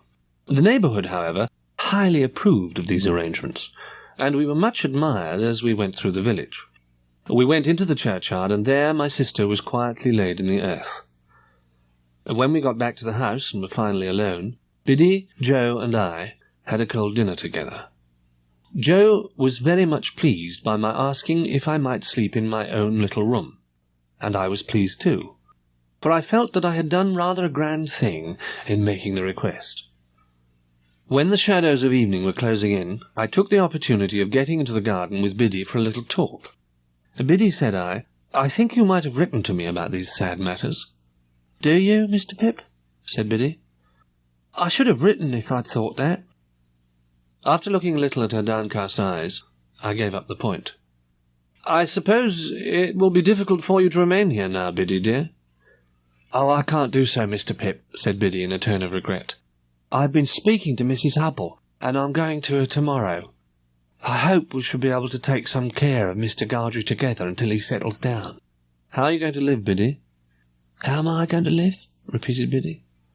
I'll tell you, Mr. Pip. I am going to try and get the place of mistress in the new school nearly finished here. I thought, too, that I would give up that point. I've not heard the particulars of my sister's death, Biddy. Oh, they're very slight, poor thing. She'd been in one of her bad states when she came out of it in the evening, just at tea time, and said quite plainly, Joe. I ran and fetched Mr. Gargery from the forge. She made signs to me that she wanted him to sit down close to her and wanted me to put her arms round his neck. So I did as she asked, and she laid her head down on his shoulder, quite content and satisfied. And so presently said, Joe, again, and once pardon, and once Pip. And so she never lifted her head up any more. And it was just an hour later when we laid it down on her own bed, because we found she was gone. Nothing was ever discovered, Biddy? Nothing. Do you know what is become of Orlick? Oh, I should think from the colour of his clothes that he's working in the quarries. Of course, you have seen him then. Why are you looking at that dark tree in the lane? I saw him there, on the night she died. It revived my utmost indignation against him, and I told Biddy so. By degrees she led me to more temperate talk. Of course, I shall be down here often now. Are you sure, quite sure, that you will come down to see Joe often? Don't say any more, Biddy, please. In my little room, I reflected that Biddy had done me an injustice. Early in the morning, I was to go. I looked in unseen through one of the windows in the forge. Joe was already at work with a glow of health and strength upon his face. Goodbye, dear Joe. No, don't wipe it off for God's sake. Give me a blackened hand. I shall be down soon and often. Never too soon, sir, said Joe. And never too often, Pip. Once more the mists were rising as I walked away. If they disclosed to me, as I suspect they did, that I should not come back, and that Biddy was quite right, all I can say is, they were quite right too. Herbert had come of age 8 months before me, and the event did not make a profound sensation in Barnard's Inn.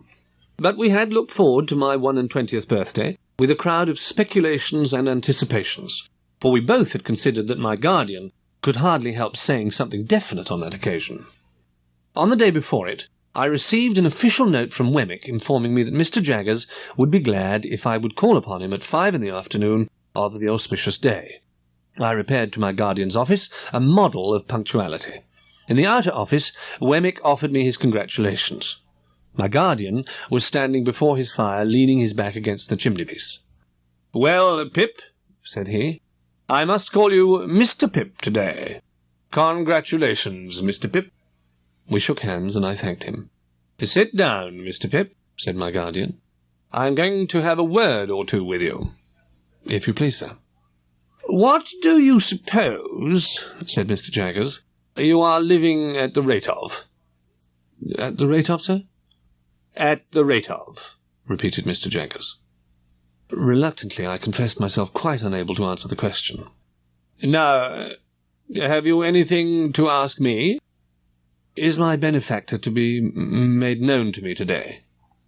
"No." "Ask another question." "Is that confidence to be imparted to me soon?" "Waive that a moment," said Mr. Jaggers, "and ask another." "Have I anything to receive, sir?" On that, Mr. Jaggers called to Mr. Wemmick to give him that piece of paper. "Now, Mr. Pip," said Mr. Jaggers, "attend, if you please. Your name occurs pretty often in Wemmick's cash-book. You are in debt, of course." "I'm afraid I must say yes, sir." "Well, take this piece of paper in your hand." You've got it? Very good. Now, unfold it, and tell me what it is.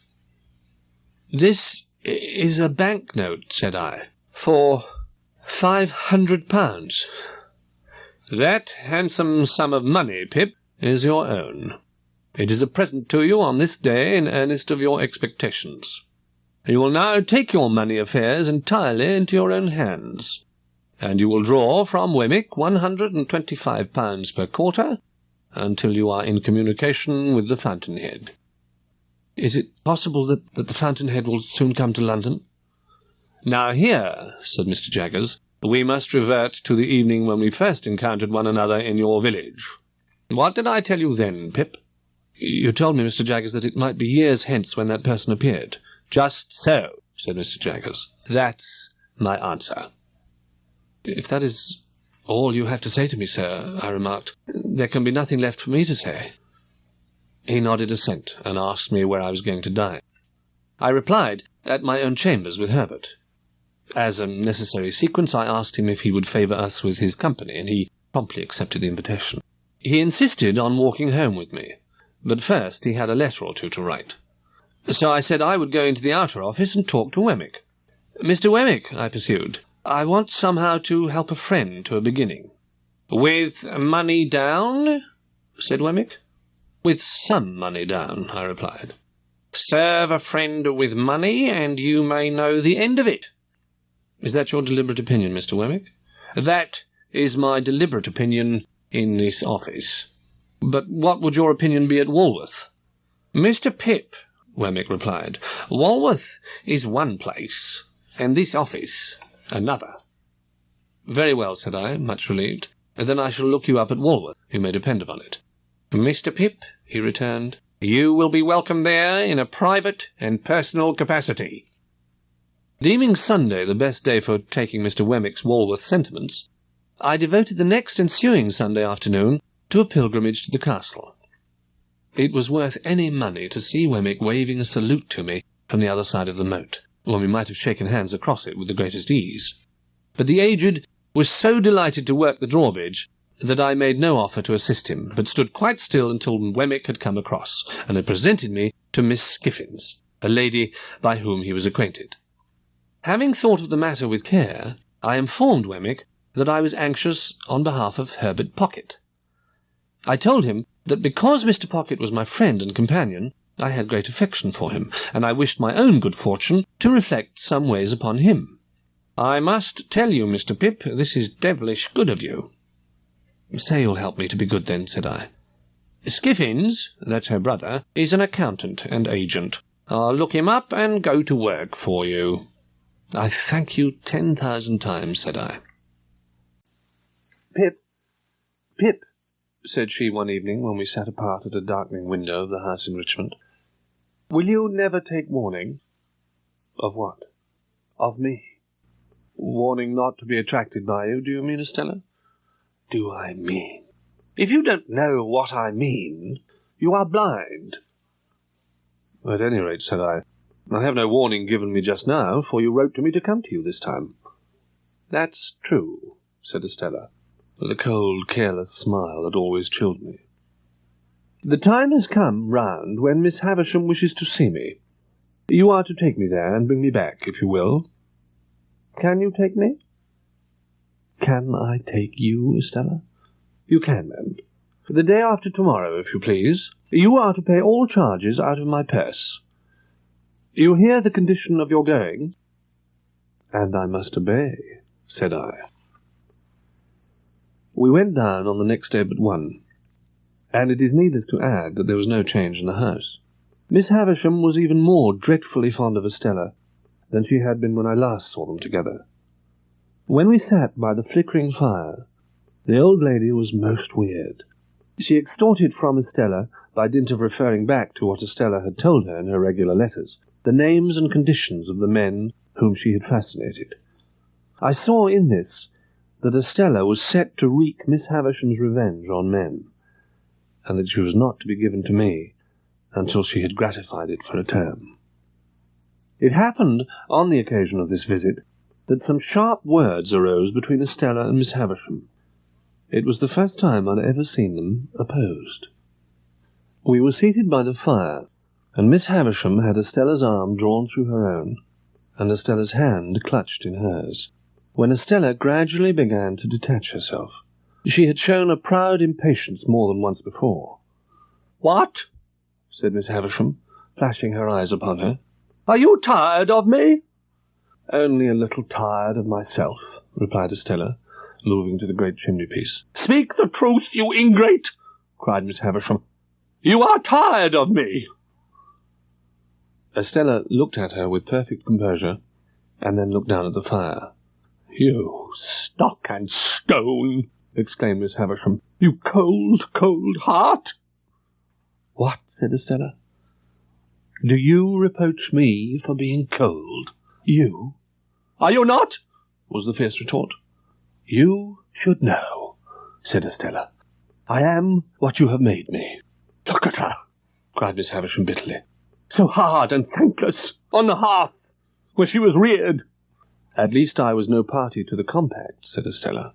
"You have been very good to me, and I owe everything to you. What would you have?" "Love," replied the other. "You have it." "I have not." "Mother, by adoption I have said that I owe everything to you. All I possess is freely yours. If you ask me to give you what you never gave me, my gratitude and duty cannot do impossibilities." "Did I never give her love?" cried Miss Havisham, turning wildly to me. "Then let her call me mad." "Why should I call you mad?" returned Estella. "I, of all people." "So proud, so proud," moaned Miss Havisham. "Who taught me to be proud?" returned Estella. "So hard, so hard," moaned Miss Havisham. "Who taught me to be hard?" returned Estella. "But to be proud and hard to me," Miss Havisham quite shrieked. Estella looked at her for a moment. "So, I must be taken as I have been made." Miss Havisham had settled down upon the floor among the faded bridal relics. I took advantage of the moment to leave the room. Before we left next day, there was no revival of the difference between Estella and Miss Havisham, nor was it revived on any similar occasion, and there were 4 similar occasions, to the best of my remembrance. It is impossible to turn this leaf of my life without putting Bentley Drummle's name upon it. At Startop's suggestion, Herbert and I put ourselves down for election into a club called the Finches of the Grove, the object of which institution I have never divined, if it were not that the members should dine expensively once a fortnight, to quarrel among themselves as much as possible after dinner. On a certain occasion, when the Finches were assembled, the presiding Finch called the Grove Club to order, forasmuch as Mr. Drummle had not yet toasted a lady, which, according to the solemn constitution of the society, it was the brute's turn to do that day. What was my indignant surprise when he called upon the company to pledge him to Estella. "Estella who?" said I. "Never you mind," retorted Drummle. "Estella of where?" said I. "You're bound to say of where." "Of Richmond, gentlemen," said Drummle, putting me out of the question. "And a peerless beauty." I became highly incensed, and said that I could not but regard it as impudence to come down to that grove, proposing a lady of whom he knew nothing.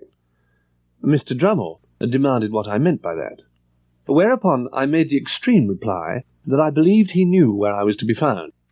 The debate on this question grew very lively, and it was decided at last that if Mr. Drummle would bring a slight certificate from the lady, importing that he had the honour of her acquaintance, Mr. Pip must express his regret as a gentleman. The next day, Drummle appeared with a polite little avowal in Estella's hand that she had had the honour of dancing with him several times. This left me no course but to regret my action. I cannot adequately express what pain it gave me to think that Estella should show any favour to a contemptible, sulky booby, and so very far below the average. I found out that Drummle had begun to follow her closely, and that she allowed him to do it. At a certain assembly ball at Richmond, this blundering Drummle so hung about her that I resolved to speak to her concerning him. Estella, it makes me wretched that you should encourage a man so generally despised as Drummle. Pip, said Estella, don't be foolish about its effect on you. It may have its effect on others, and may be meant to have. It's not worth discussing. Yes, it is, said I, because I cannot bear that people should say she throws away her graces and attractions on a mere boor, the lowest in the crowd. I can bear it, said Estella. Oh, don't be so proud, Estella, and so inflexible. Call me proud and inflexible in this breath, said Estella, opening her hands, and in his last breath reproached me for stooping to a boor. There's no doubt you do, said I, for I've seen you give him looks and smiles this very night, such as you never give to me. Do you want me, then, said Estella, to deceive and entrap you? Do you deceive and entrap him, Estella? Yes, and many others. All of them. But you? Here is Mrs. Brandley. I'll say no more. And now I pass on, unhindered, to the event that had impended over me longer yet. The event that had begun to be prepared for before I knew the world held Estella. I was 23 years of age. Not another word had I heard to enlighten me on the subject of my expectations. Herbert and I had left Barnard's Inn more than a year and lived in the Temple. Our chambers were in Garden Court, down by the river. That matter of Herbert's was still progressing, and business had taken Herbert on a journey to Marseille. I was alone, and had a dull sense of being alone. It was wretched weather, stormy and wet, mud deep in all the streets. Day after day, a vast heavy veil had been driving over London from the east. We lived at the top of the last house, and the wind rushing up the river shook the house, like discharges of cannon. I read with my watch upon the table, purposing to close my book at 11 o'clock. As I shut it, St. Paul's, and all the many church clocks, struck that hour. The sound was curiously flawed by the wind, and I was listening and thinking how the wind assailed and toyed, when I heard a footstep on the stair. I took up my reading lamp, and went out to the stairhead. Whoever was below had stopped on seeing my lamp, for all was quiet. "There is someone down there, is there not?" I called out. "Yes," said a voice from the darkness beneath. "What floor do you want?" "The top. Mr. Pip." That is my name. There's nothing the matter?" "Nothing is the matter," returned the voice. The man came on. Moving the lamp as the man moved, I made out that he was substantially dressed, but roughly, like a voyager by the sea, that he had long, iron grey hair, that his age was about 60, that he was a muscular man, strong on his legs, and that he was browned and hardened by exposure to weather. As he ascended the last stair or two, I saw, with a stupid kind of amazement, that he was holding out both his hands to me. "Pray, what is your business?" I asked him. "My business," he repeated, pausing. "Ah, yes, I will explain my business. By your leave." "Do you wish to come in?" Yes, he replied. I wish to come in, master." I had asked him the question, inhospitably enough, for I resented the sort of bright and gratified recognition that still shone on his face. But I took him into the room and asked him to explain himself. He looked about him with the strangest air, and I saw him next moment once more holding out both his hands to me. What do you mean?" said I, half suspecting him to be mad. "It's disappointing to a man," he said in a coarse, broken voice, "after having looked for'ard so distant and come so far. But you're not to blame for that. Give me half a minute, please." He sat down on a chair that stood before the fire. I looked at him attentively then, and recoiled a little from him, but I did not know him. "There's no one nigh," said he, looking over his shoulder, "is there?" "Why do you, a stranger, coming into my rooms at this time of the night, ask that question?" said I. "You're a game one," he returned. "But don't catch hold of me. You'd be sorry afterwards to have done it." I relinquished the intention he had detected, for I knew him. I could not have known my convict more distinctly than I knew him now, as he sat in the chair before the fire. He came back to where I stood, and again held out both his hands. I reluctantly gave him my hands. He grasped them heartily, raised them to his lips, kissed them. "You acted nobly, my boy," said he. "Noble, Pip, and I have never forgot it." At a change in his manner, as if he were even going to embrace me, I laid a hand upon his breast and put him away. "Stay," said I. "Keep off. If you are grateful to me for what I did when I was a little boy, I hope you have shown your gratitude by mending your way of life. But surely you must understand." My attention was so attracted by the singularity of his fixed look at me that the words died away on my tongue. "You were saying," he observed, "that surely I must understand." "What surely must I understand?" "That I cannot wish to renew that chance acquaintance. You are wet and you look weary. Will you drink something before you go?" "I think," he answered, "that I will drink before I go." When at last I put the glass to him, I saw with amazement that his eyes were full of tears. "I hope," said I, "that you will not think that I spoke harshly to you just now. I had no intention of doing it, and I am very sorry for it if I did. I wish you well and happy." How are you living?" I continued. I've been a sheep farmer, away in the New World," said he. "I hope you've done well?" "Oh, I've done wonderful well." "I'm glad to hear it." "I hope to hear you say so, dear boy." "Have you ever seen a messenger you once sent to me?" I inquired. "Since he undertook that trust?" "Never set eyes on him." "He came faithfully, and he bought me the 2 £1 notes. I was a poor boy then, but, like you, I have done well since, and you must let me pay them back."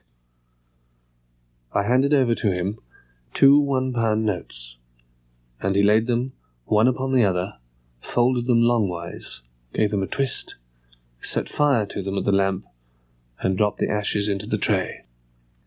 "May I make so bold," he said then, "as to ask you how you've done well, since you and me was out on them lone shivering marshes?" I forced myself to tell him that I'd been chosen to succeed to some property. "Might a mere varmin ask what property?" said he. I don't know." "Why, might a mere varmin ask whose property?" said he. I faltered again. "I don't know." "Could I make a guess, I wonder," said the convict, "at your income since you come of age? As to the first figure now, 5? I rose out of my chair, looking wildly at him. "Concerning a guardian," he went on. "There ought to have been some lawyer. As to the first letter of that lawyer's name now, would it be J?"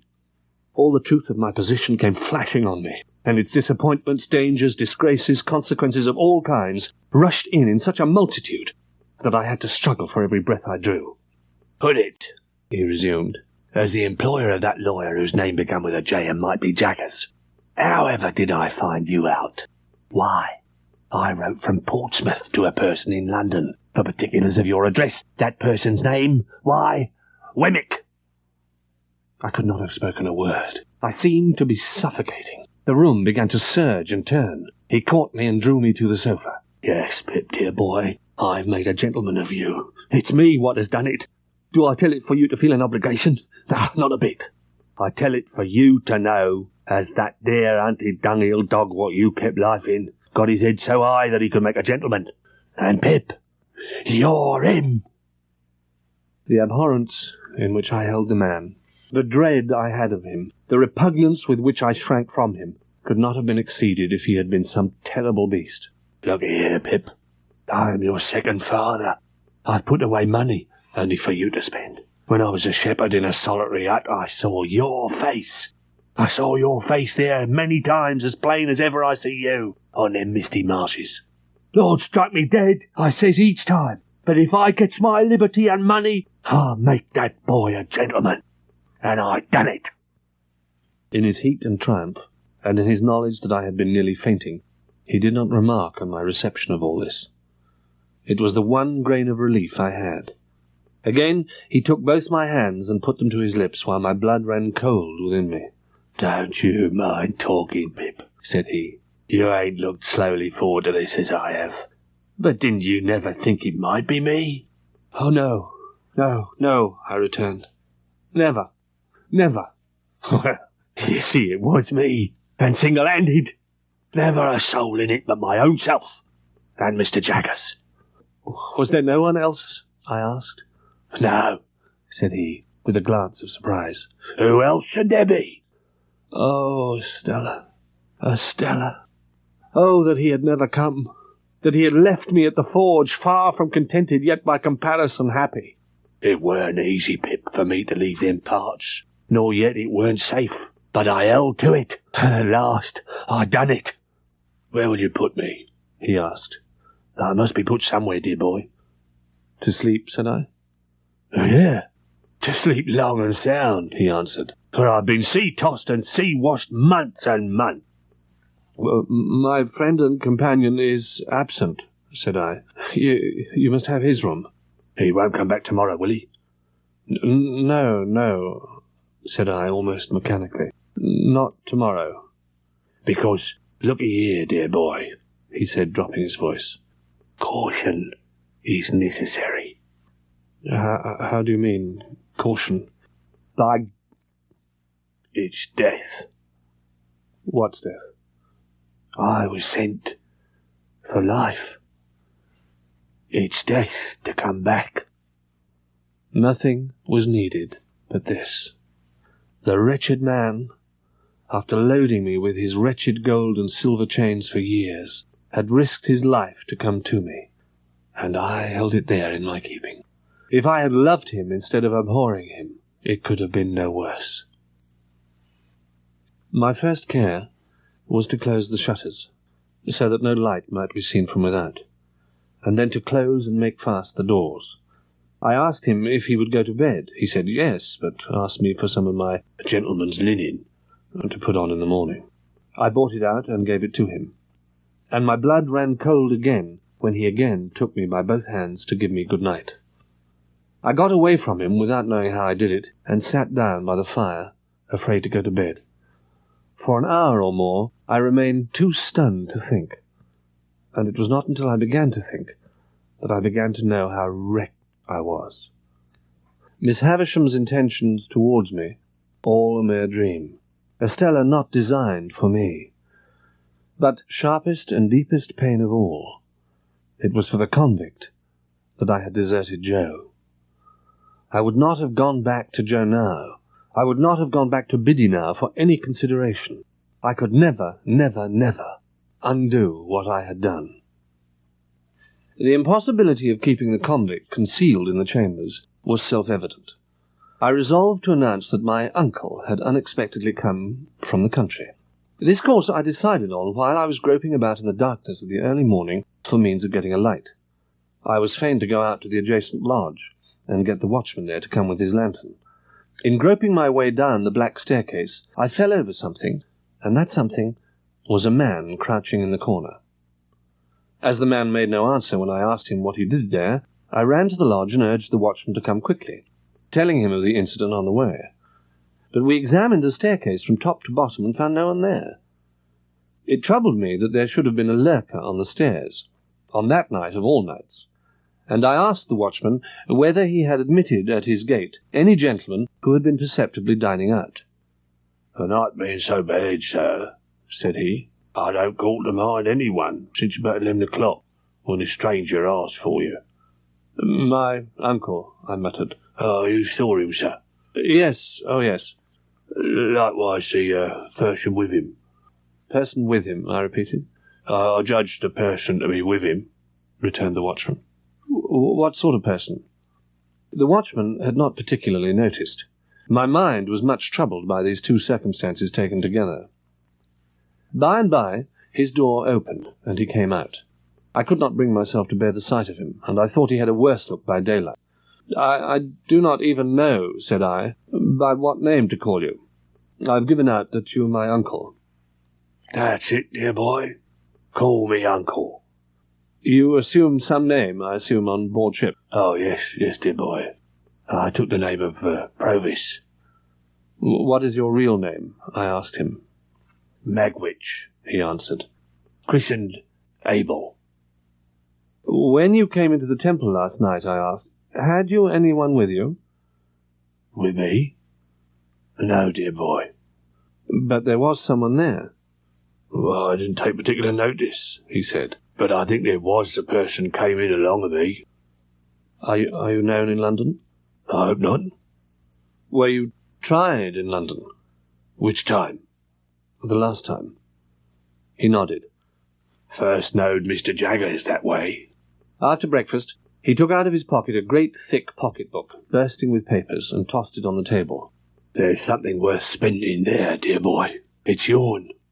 All I've got ain't mine. It's yourn. There's more where that comes from.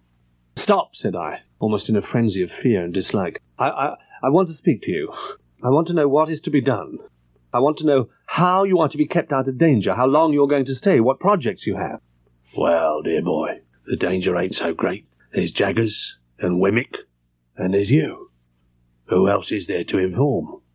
And how long do you remain? How long? Said he, staring at me. I'm not a-going back. I'll come for good. Where are you to live? Said I. What is to be done with you? Where will you be safe? Dear boy, said he, others have done it before. As to the where and how of living, dear boy, give me your own opinions on it. It appeared to me that I could do no better than secure him some quiet lodging hard by, of which he might take possession when Herbert returned. That the secret must be confided to Herbert was a matter of unavoidable necessity. This was by no means plain to Mr. Provis, who reserved his consent until he had seen Herbert.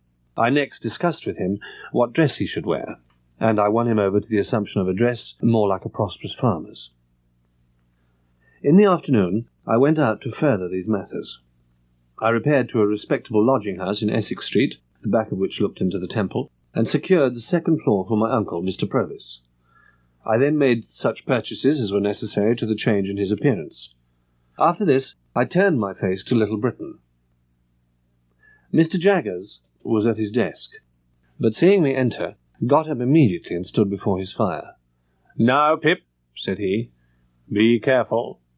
"Oh, I will, sir," I returned. "Don't commit yourself," said Mr. Jaggers, "and don't commit anyone. You understand? Anyone." Of course I saw that he knew the man had come. "I merely want, Mr. Jaggers," said I, "to assure myself that what I have been told is true.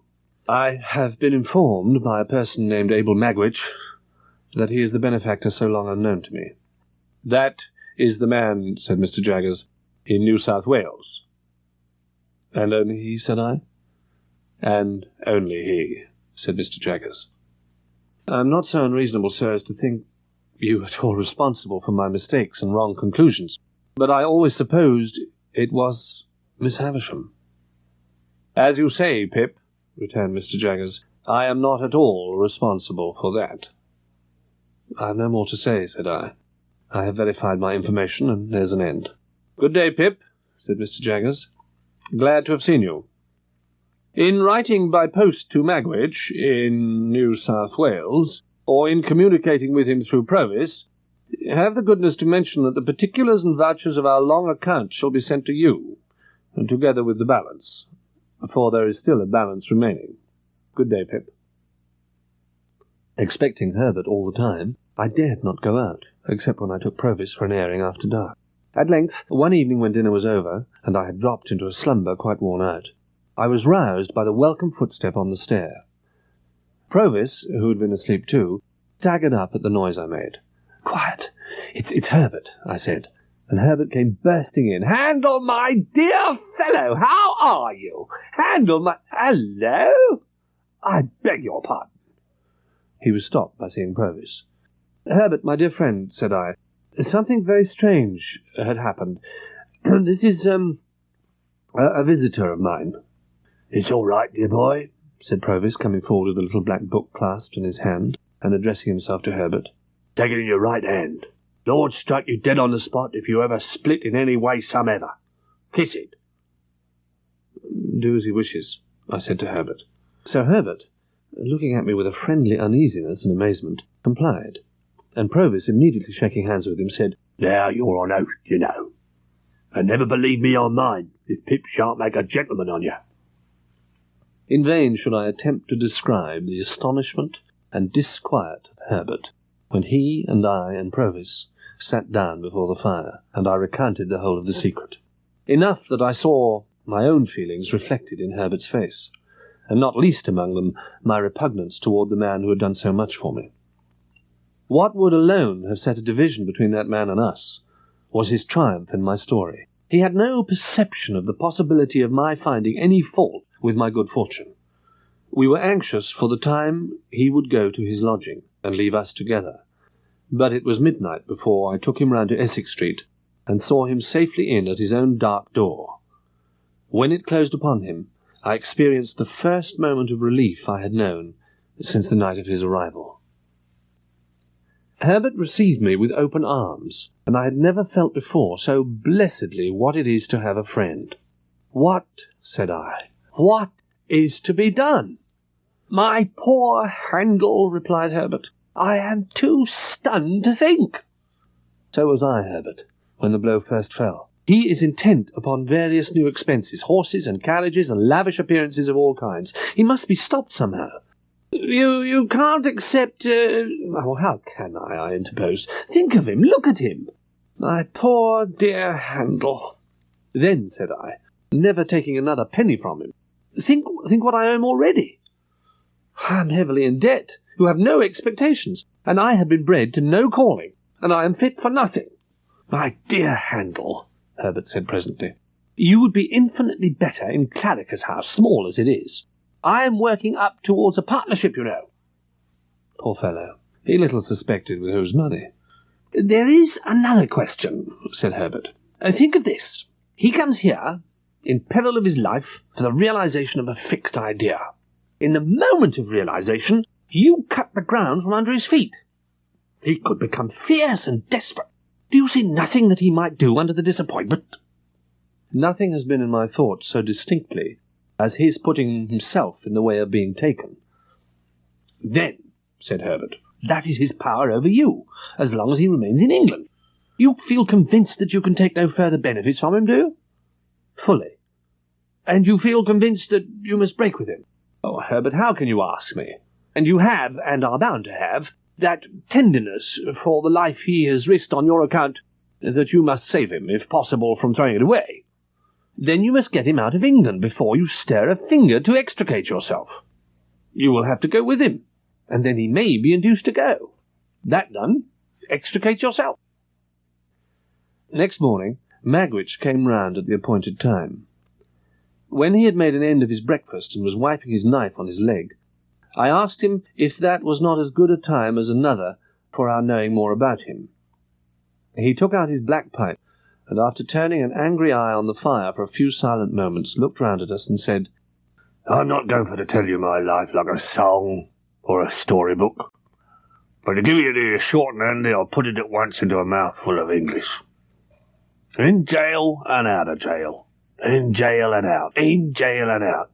That's my life, pretty much, down to such times as I got shipped off after Pip stood my friend. I've been done everything to, pretty well, except hanged. I've no more notion where I was born than you have. I first became aware of myself thieving in Essex. Tramping, begging, thieving, working sometimes when I could. And then, one day at Epsom races over 20 years ago now, I got acquainted with a man whose skull I'd crack with his poker if I could got his head up on the hob. His right name was Compeyson. And that's the man, dear boy, what you see me a-pounding in the ditch when the soldiers caught up with us. Compeyson was a smooth talker, and there was another man in with him as was called Arthur. Him and Compeyson had been in a bad thing with a rich lady some years before, and they'd made a pot of money by it. Arthur was a-dying when I joined up with Compeyson, and he was a-dying with the horrors on him. I might have took a particular warning by Arthur, but I didn't, and I was soon a poor tool in the employ of Compeyson. The second or third time I saw Arthur, he come a-tearing into Compeyson's parlour in a terrible state. "I can't get rid of her. She's all in white," he says, "with white flowers in her hair, and she's awful mad.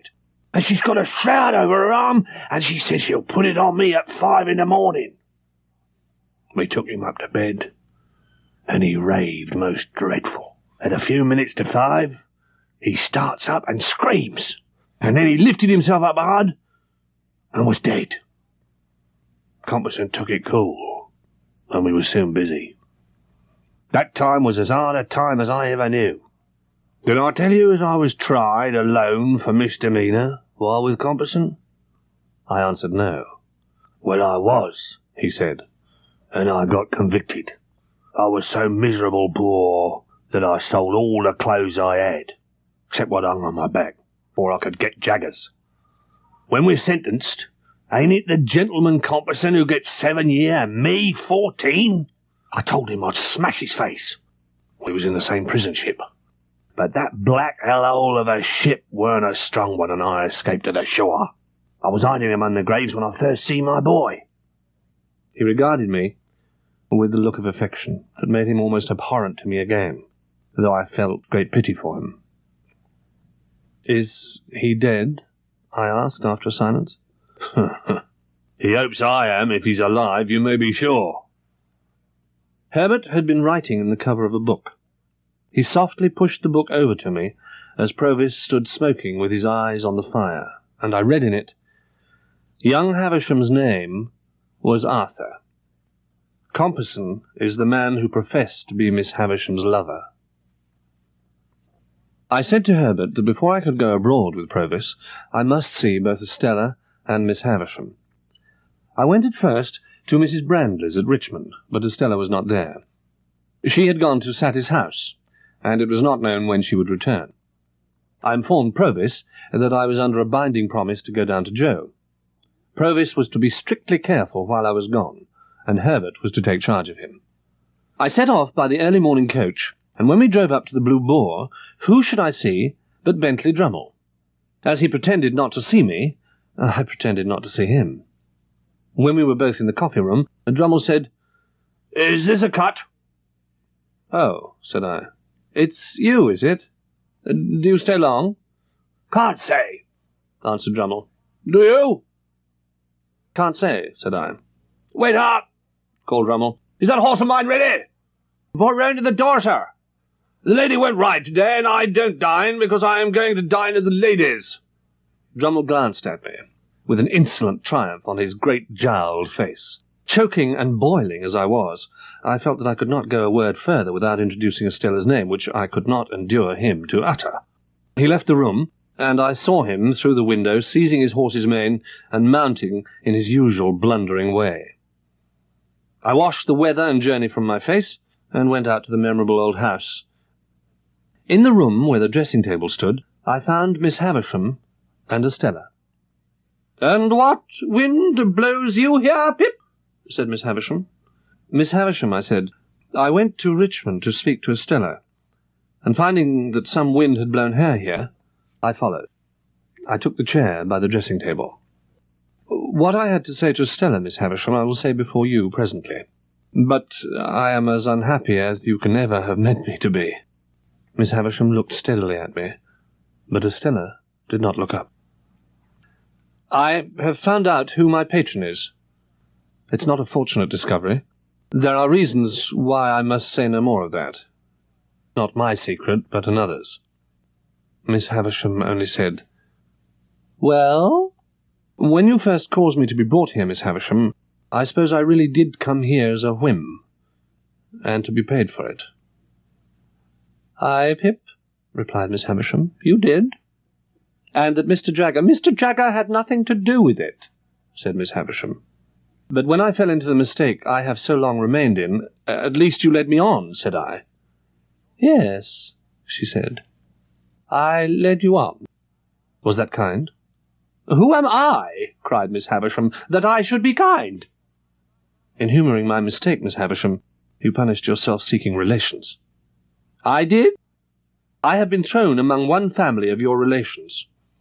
I know them to have been as honestly under my delusion as I myself.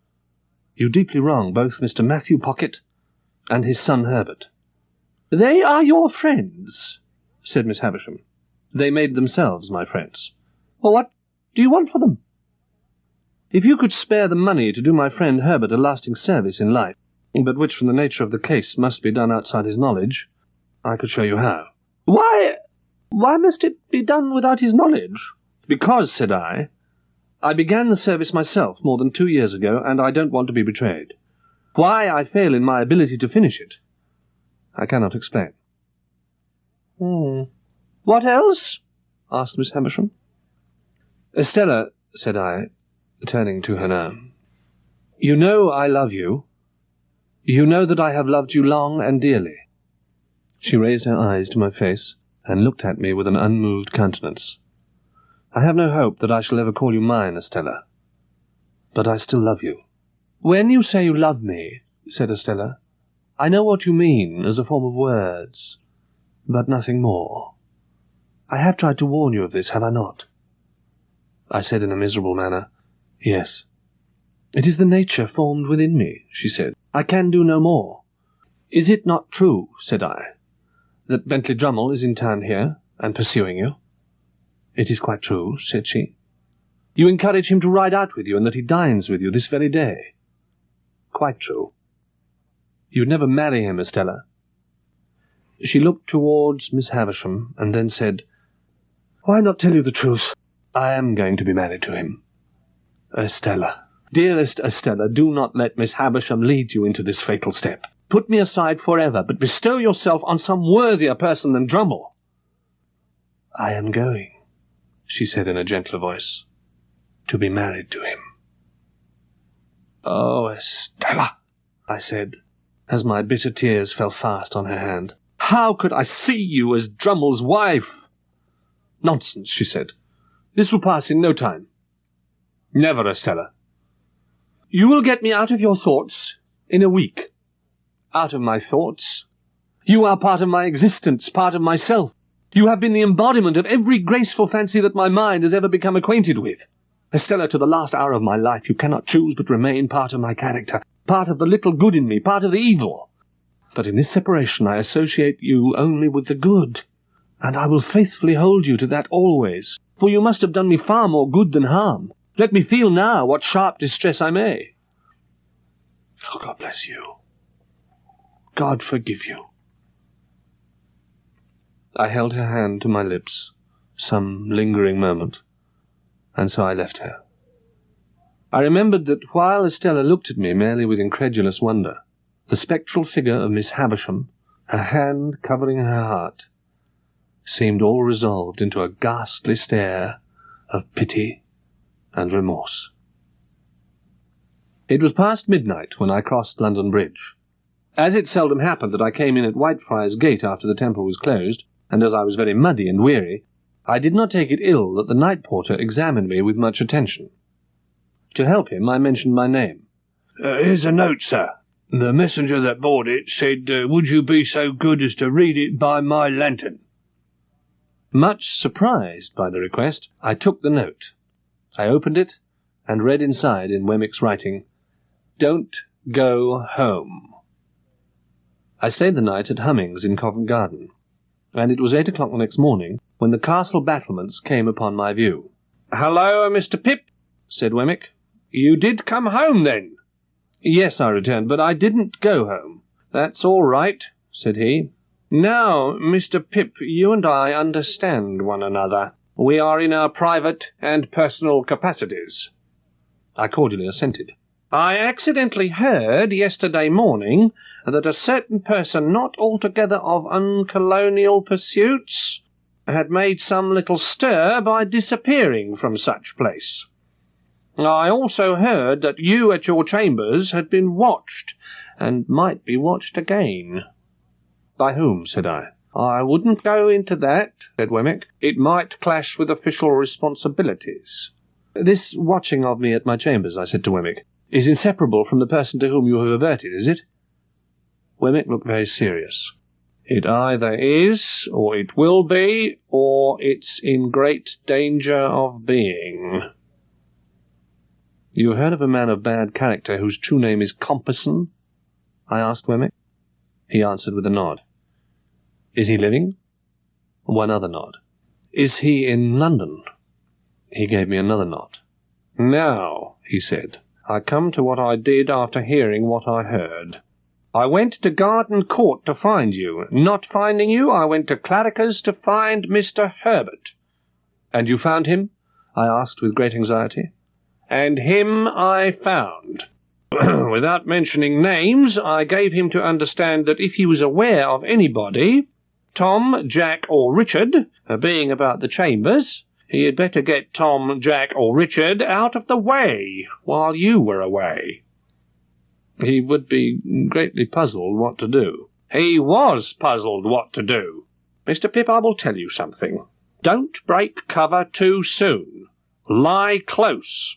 Wait till things slacken before you try the open, even for foreign air. I asked him what Herbert had done. Mr. Herbert, said Wemmick, mentioned to me a secret that he is courting a young lady who has a bedridden pa, which pa lies abed in a bow window where he can see the ships sail up and down the river.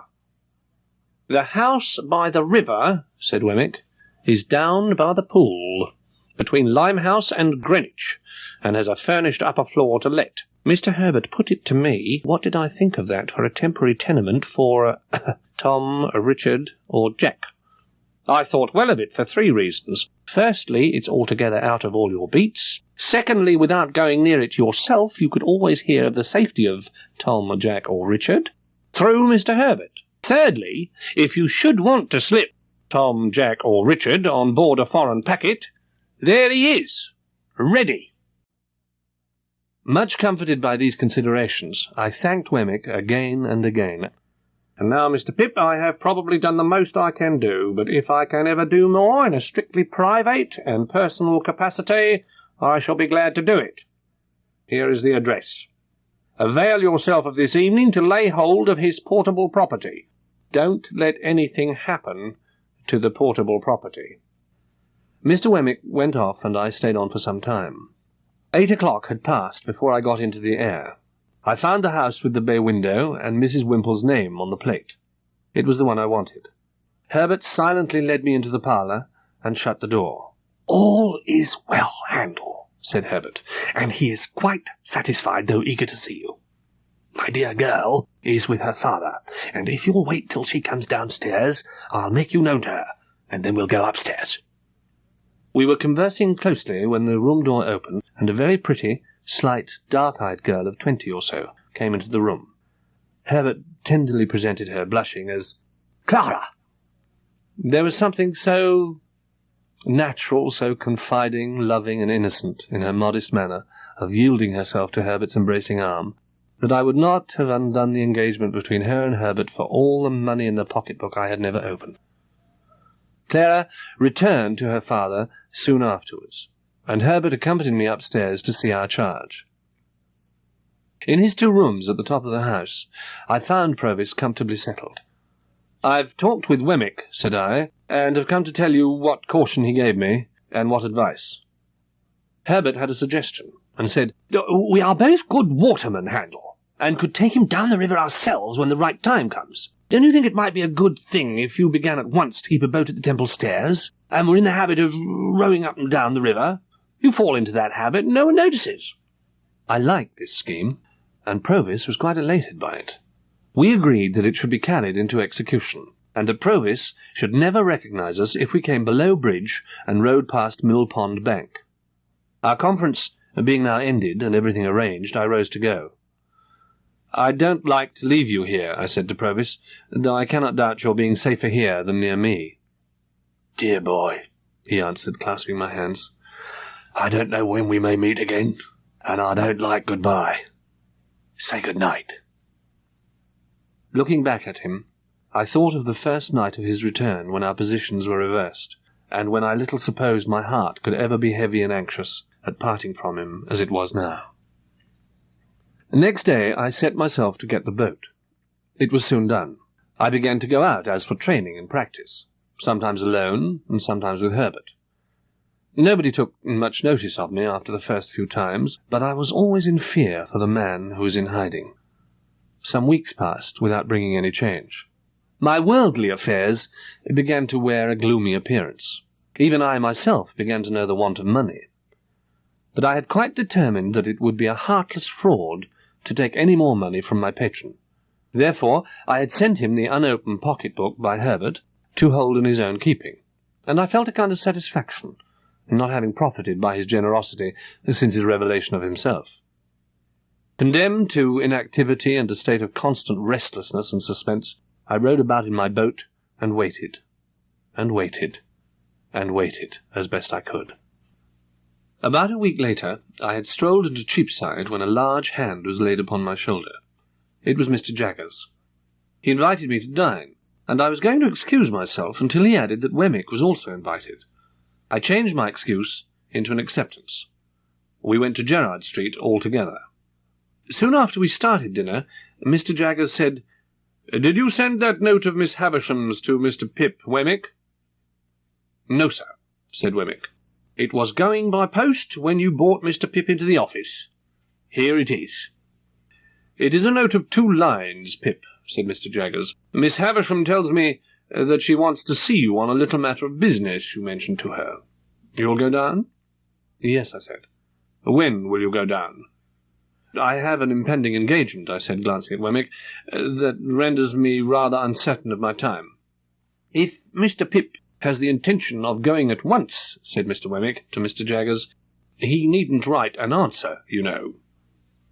Receiving this as an intimation that it was best not to delay, I settled that I would go tomorrow. Molly, the housekeeper, had entered the room. A certain action of her fingers as she spoke arrested my attention. This action was like the action of knitting. Her look was very intent. Surely I had seen exactly such eyes and such hands on a memorable occasion recently. I thought of the inexplicable feeling that had come over me when I had last walked, not alone, in the ruined garden. I thought how that same feeling had come back when I saw a face looking at me and a hand waving to me from a stagecoach. And I felt absolutely certain that this woman was Estella's mother. Only twice more did the housekeeper reappear, but her hands were Estella's hands, and her eyes were Estella's eyes.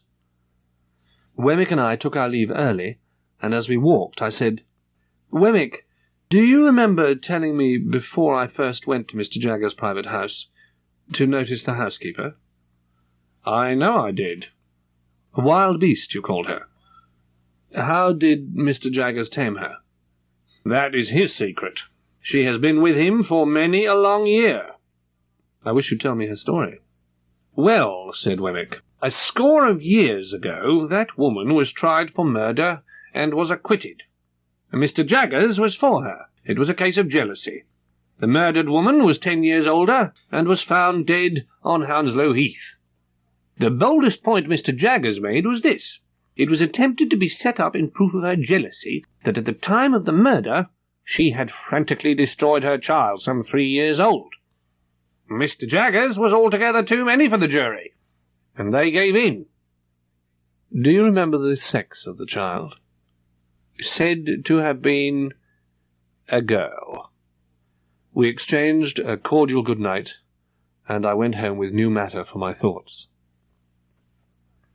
I went down to Sattie's house by coach the next day. Miss Havisham was not in her own room, but was in the larger room across the landing. When I went in, I saw her sitting on the hearth in a ragged chair, lost in the contemplation of the ashy fire. I went into the room and stood touching the old chimney-piece where she could see me when she raised her eyes. There was an air of utter loneliness about her that would have moved me to pity, though she had wilfully done me a deeper injury than I could charge her with. She stared, and then said in a low voice, "It's real?" "It is I. Mr. Jaggers gave me your note yesterday, and I have lost no time." "Thank you. Thank you." I remarked a new expression on her face, as if she were afraid of me. "I want to pursue," she said, "that subject you mentioned to me when you were last here, and to show you that I am not all stone. You said, speaking for your friend, that you could tell me how to do something useful and good. Something that you would like done, is it not?" I began explaining to her that secret history of the partnership. "So," said she, And how much money is wanting to complete the purchase? £900. If I give you the money for this purpose, will you keep my secret as you have kept your own? Quite as faithfully. And your mind will be more at rest? Much more at rest. Are you very unhappy now? I am far from happy, Miss Havisham, but I have other causes of disquiet than any you know of. And I only serve you, Pip, by serving your friend. Regarding that as done, is there nothing I can do for yourself? Nothing. I thank you for the question, but there is nothing. She took from her pocket a yellow set of ivory tablets and wrote upon them with a pencil in a case of tarnished gold that hung from her neck. This is an authority to Mr. Jaggers to pay you that money. Thank you, Miss Havisham.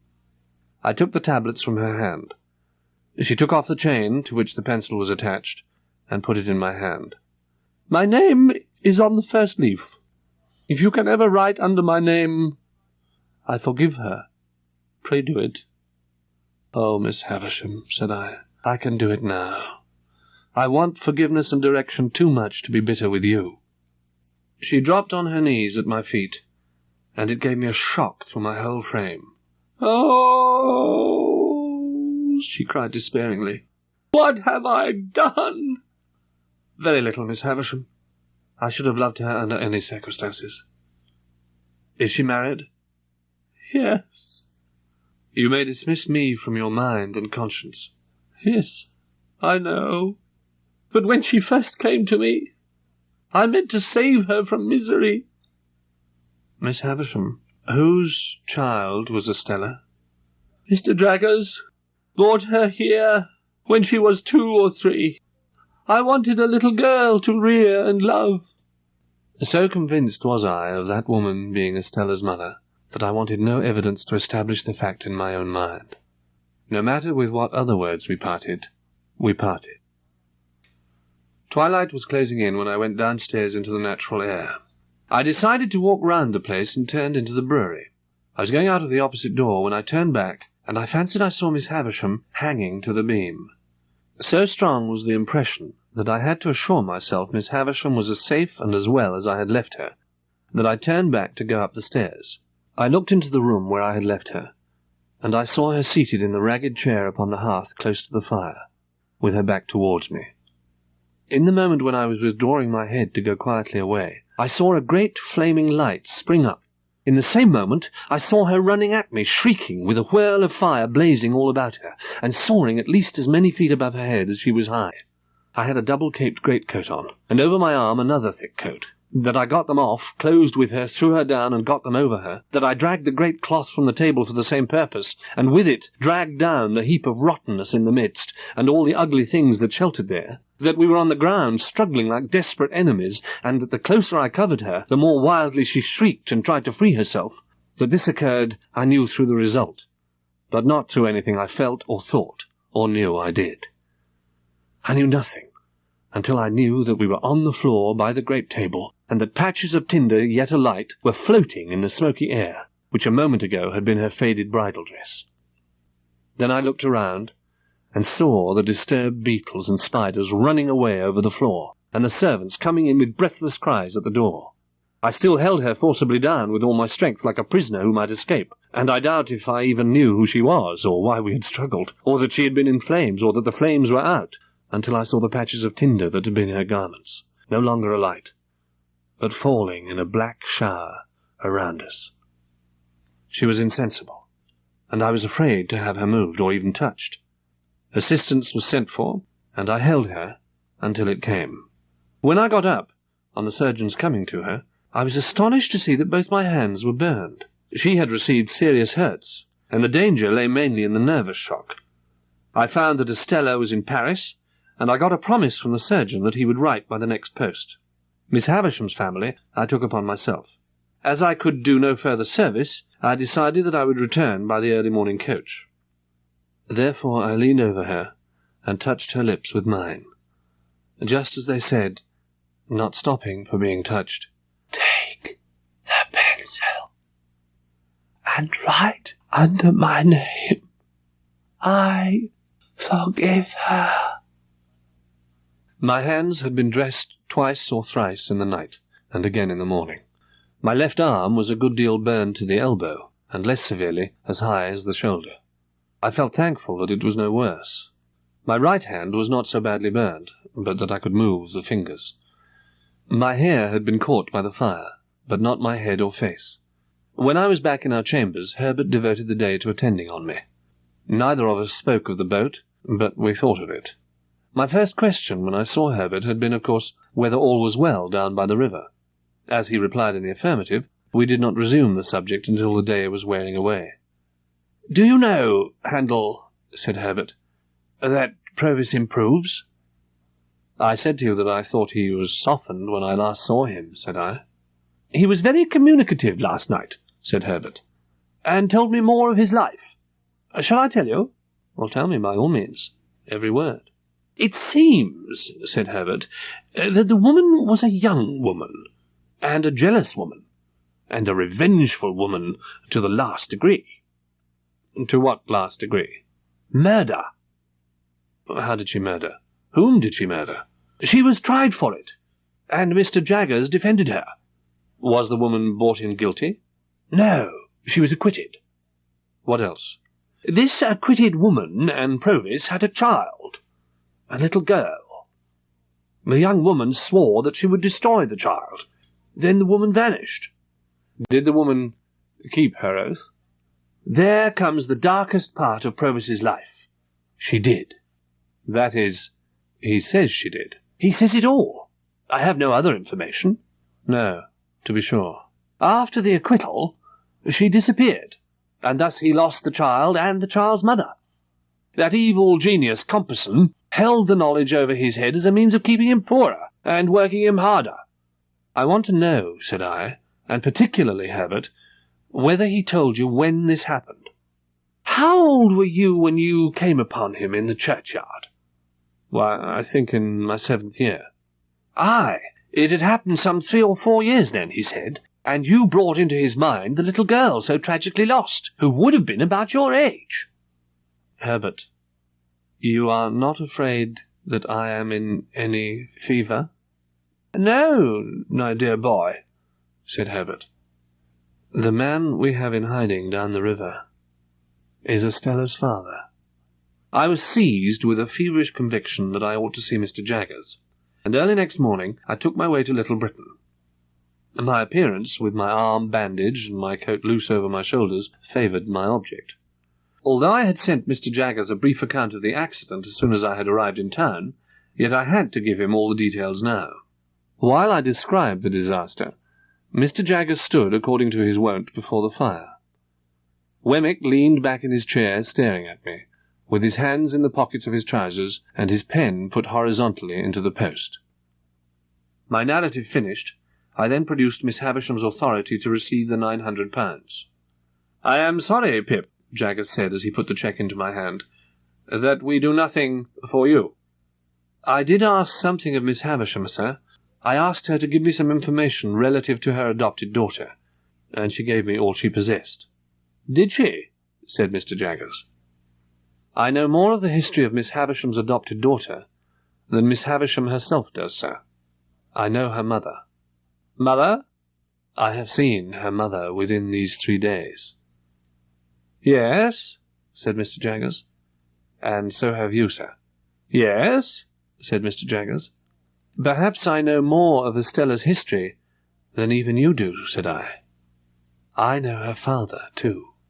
"So, you know the young lady's father, Pip?" said Mr. Jaggers. "Yes," I replied, "and his name is Provis, from New South Wales." Even Mr. Jaggers started when I said those words. "And on what evidence, Pip," asked Mr. Jaggers, "does Provis make this claim?" "He does not make it," I said, "and has no knowledge or belief that his daughter is in existence." Then I told him all I knew, and how I knew it. Mr. Jaggers nodded his head and said, "Pip, I'll put a case to you. Mind, I admit nothing. Put the case that a woman, under such circumstances as you have mentioned, held her child concealed, and was obliged to communicate the fact to her legal adviser. Put the case that at the time he held a trust to find a child for an eccentric rich lady to adopt and bring up. I follow you, sir.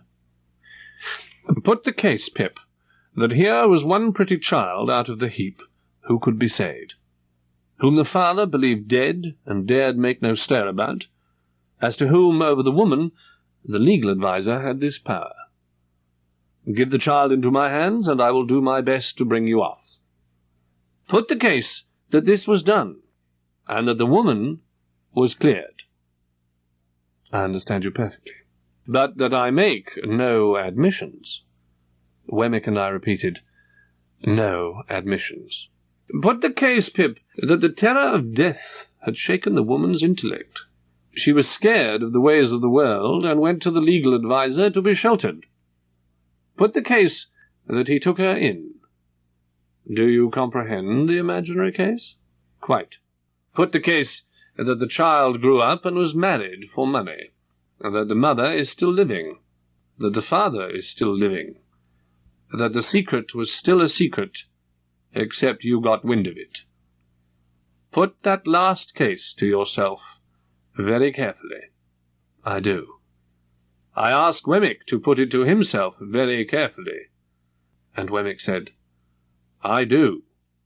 For whose sake would you reveal the secret? I looked at Wemmick, whose face was very grave. He touched his lips with his forefinger. I did the same. Mr. Jaggers did the same. From Little Britain, I went with my cheque to Miss Skiffin's brother, the accountant. The accountant went and brought Clarica to me. I had the greatest satisfaction of concluding that business. It was the only good thing I had done, and the only completed thing I had done, since I was first apprised of my great expectations. Clarica informing me on that occasion that the affairs of the house were steadily progressing, and that he would now be able to establish a small branch house in the east, and that Herbert, in his new partnership, would go out and take charge of it. So I found that I must be prepared for a separation from my friend. But there was recompense in the joy with which Herbert would come home and tell me of the changes. We had now got into the month of March. On a Monday morning, when Herbert and I were at breakfast, I received the following letter from Wemmick. Walworth. Burn this as soon as read. Early in the week, or say Wednesday, you might do what you know of, if you felt disposed to try it. Now burn. Wednesday dawned, and I felt strong and well. When the tide turns at 9 o'clock, said Herbert, look out for us and stand ready. You over there at Mill Pond Bank. We went on board and cast off. It was then about high water, 8:30. Our plan was to run with the tide until 3. By then we should be in the long reaches below Gravesend. There we would lie all night. The steamer for Hamburg or Rotterdam would start from London about 9 on Thursday. We would know where to be to catch one or other of the steamers. At last I, sitting in the stern, could see Mill Pond Bank. "Is he there?" said Herbert. "Not yet. Can you see his signal?" "I think I see it. Now I see him." We touched the stairs, and he was on board, and we were off again. "Dear boy," he said. "Thankee." We held our own without molestation. With only one stop, we rowed and rowed until the sunset. Our course was to lie by the first lonely tavern we could find. At length we ran alongside a little causeway. I stepped ashore and found a public house. It was dirty enough, but there was a good fire in the kitchen, good food to eat, and there were 2 double bedrooms. While we were comforting ourselves by the fire, a Jack asked me if we had seen a 4-oared galley going up with the tide. When I told him no, he said she must have gone down then. This matter made us all uneasy. I had a feeling that we were caged and threatened. A 4-oared galley hovering about was an ugly circumstance. We deemed it the better course to lie where we were until within an hour or so of the steamer's time, and then to get out in her track and drift easily with the tide. I slept for a few hours, and when I awoke, the wind had risen.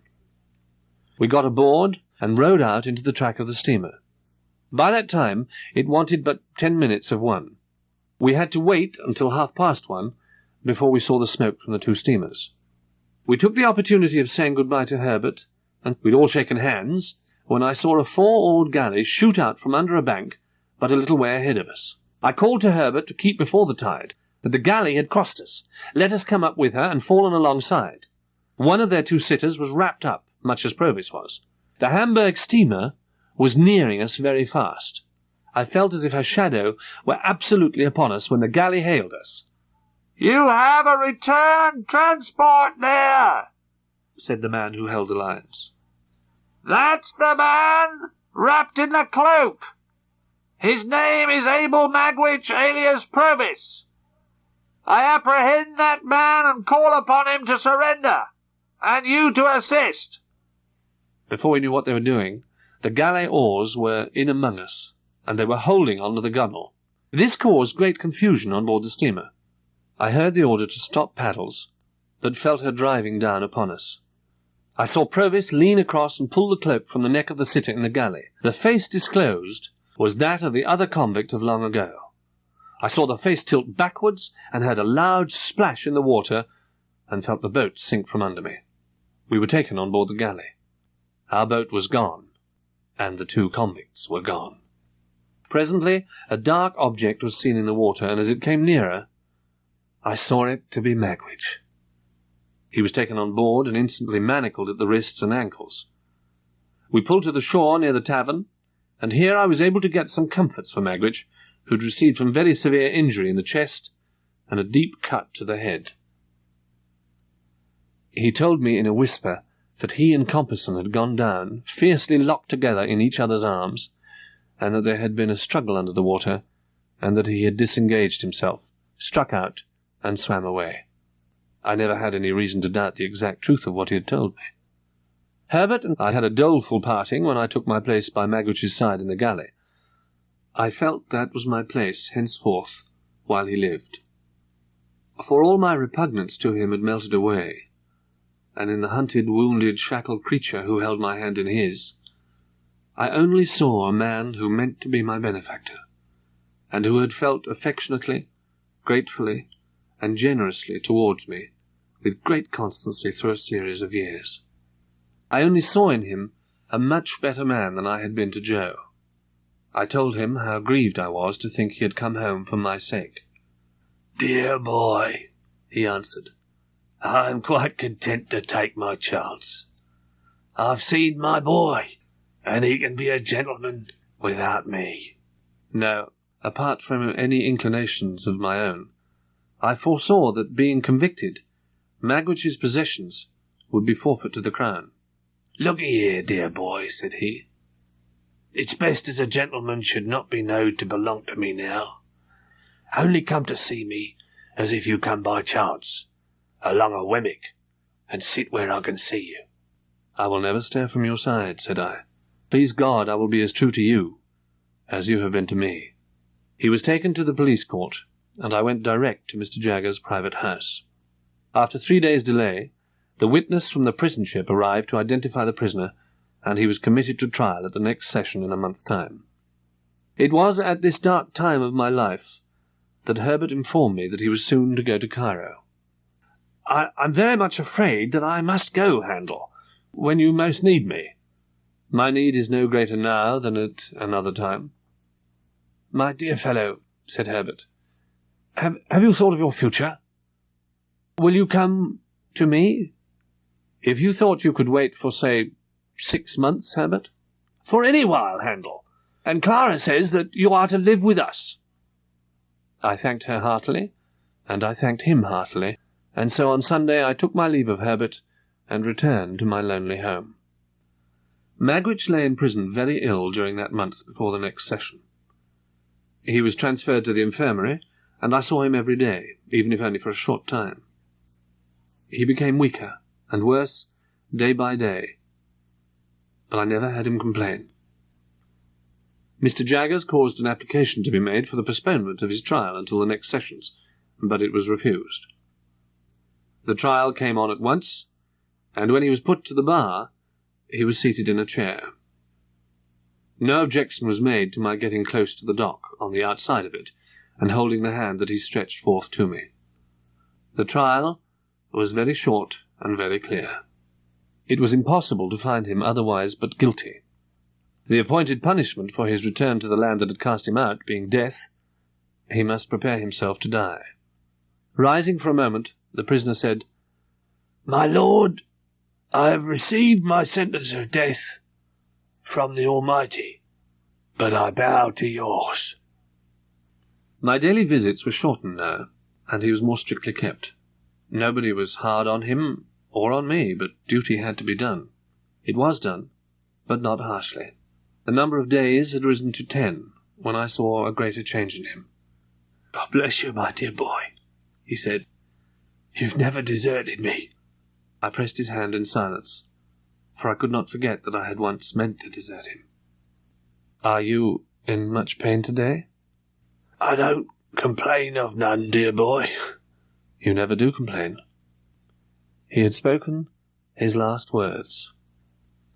He smiled, and I understood his touch to mean that he wished to lift my hand and lay it on his breast. I laid it there, and he smiled again and put both his hands upon it. "Dear Magwitch, I must tell you now at last. You understand what I say? A gentle pressure on my hands. You had a child once, whom you loved and lost. A stronger pressure on my hands. She lived and found powerful friends. She is living now. She is a lady and very beautiful, and I love her." With a last faint effort, he raised my hand to his lips. Then his head dropped quietly on his breast. I knew there were no better words than I could say beside his bed than, "O Lord, be merciful to him, a sinner." Now that I was left wholly to myself, I gave notice of my intention to quit the chambers. At once I put bills up in the windows, for I was in debt and had scarcely any money. The late stress upon me had enabled me to put off illness, but not to put it away. I knew it was coming on me now, and I knew very little else, and was even careless as to that. That I had a fever and was avoided, and that I suffered greatly, and that I often lost my reason, I know of my own remembrance. After I had turned the worst point of my illness, I became aware of one consistent feature that did not change. I saw Joe. At last one day I took courage and said, "Is it Joe?" "Which it here, old chap?" "Oh, Joe, you break my heart. Tell me of my ingratitude. Don't be so good to me." "Dear old chap. You and me was ever friends. And when you're well enough. What larks, eh?" I lay there penitently whispering, "Oh, God bless him. Oh, God bless him, this gentle Christian man." "And have you been here all the time, dear Joe?" "Pretty nigh. When the news of your being ill was brought by letter, Biddy says I must come directly." I asked Joe about Miss Havisham. He shook his head when I asked him if she'd recovered. "Did she linger long, Joe?" "Arter you took ill. Pretty much about a week." I was slow to gain strength, but I did slowly and surely become less weak, and Joe stayed with me. I related to him the change in my fortunes, and told him of my patron, and that he was dead.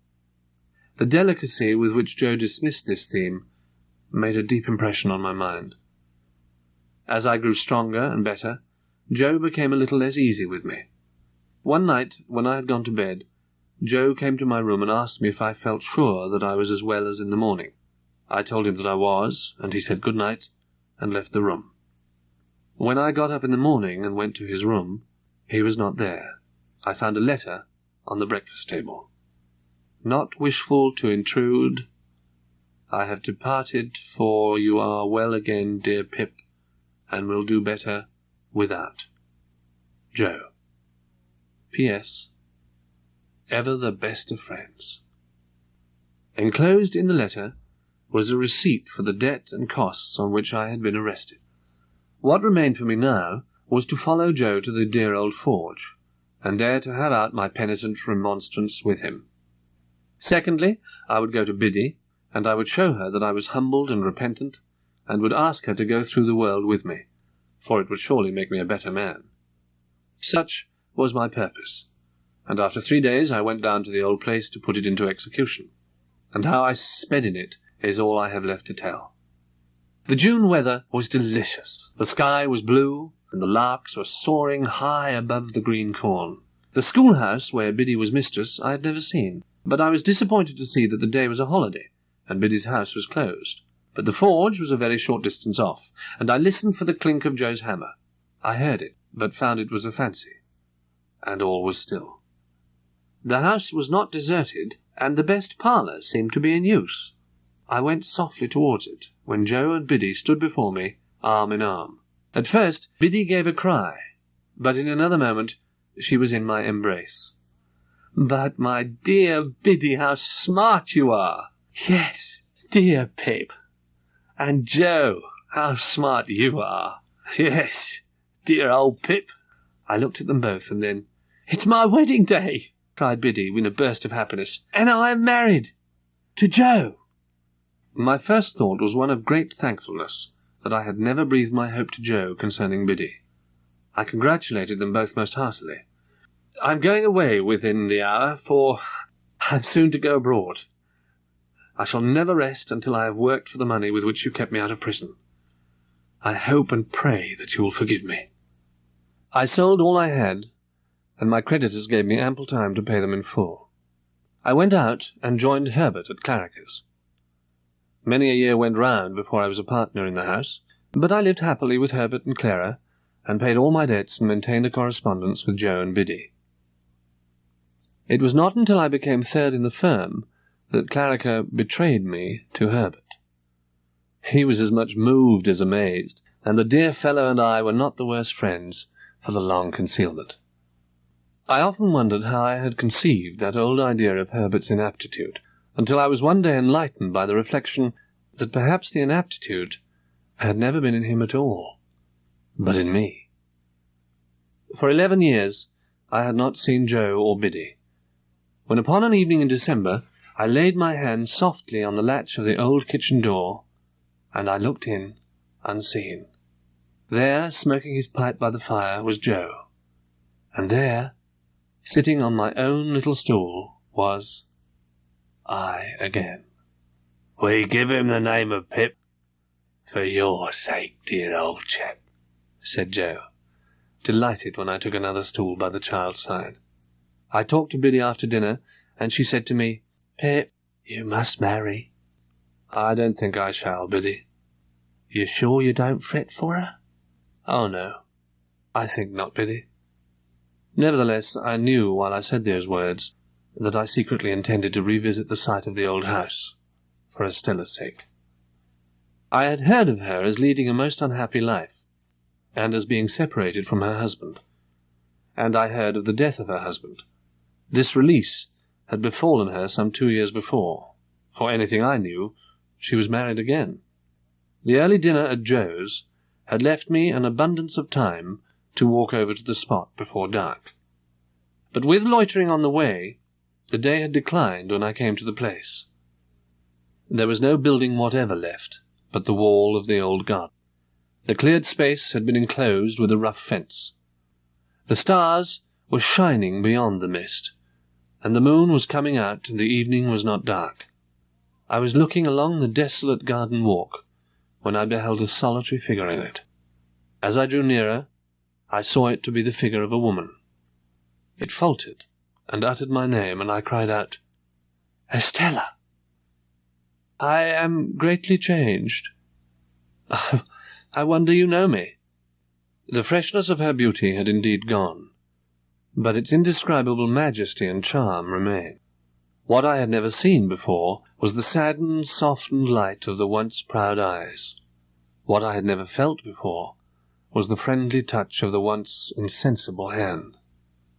We sat down on a bench, and I said, "It is strange that we should thus meet again after so many years, Estella. Do you often come back?" "I came here to take leave of this place. It is to be built on. And you, You live abroad still? Still. I have often thought of you, said Estella. Have you? Of late, very often. But there was a long, hard time when I kept far from me the remembrance of what I had thrown away, when I was ignorant of its worth. But I have given it a place in my heart. You have always held a place in my heart, I answered. I little thought, said Estella, that I should take leave of you here. I am glad to do so. Glad to part again, Estella? The remembrance of our last parting has been ever mournful and painful.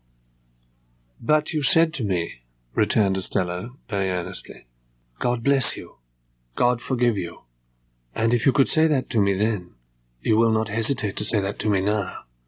Now, when suffering has been stronger than all other teaching, and has taught me to understand what your heart used to be. I have been bent and broken, but, I hope, into a better shape. Be as considerate and good to me as you were, and tell me we are friends. We are friends, said I, rising and bending over her as she rose from the bench. And will continue friends apart? Said Estella. I took her hand in mine, and we went out of the ruined place. And as the morning mists had risen long ago when I first left the forge, so the evening mists were rising now, and in all the broad expanse of tranquil light they showed to me, I saw no shadow of another parting from her.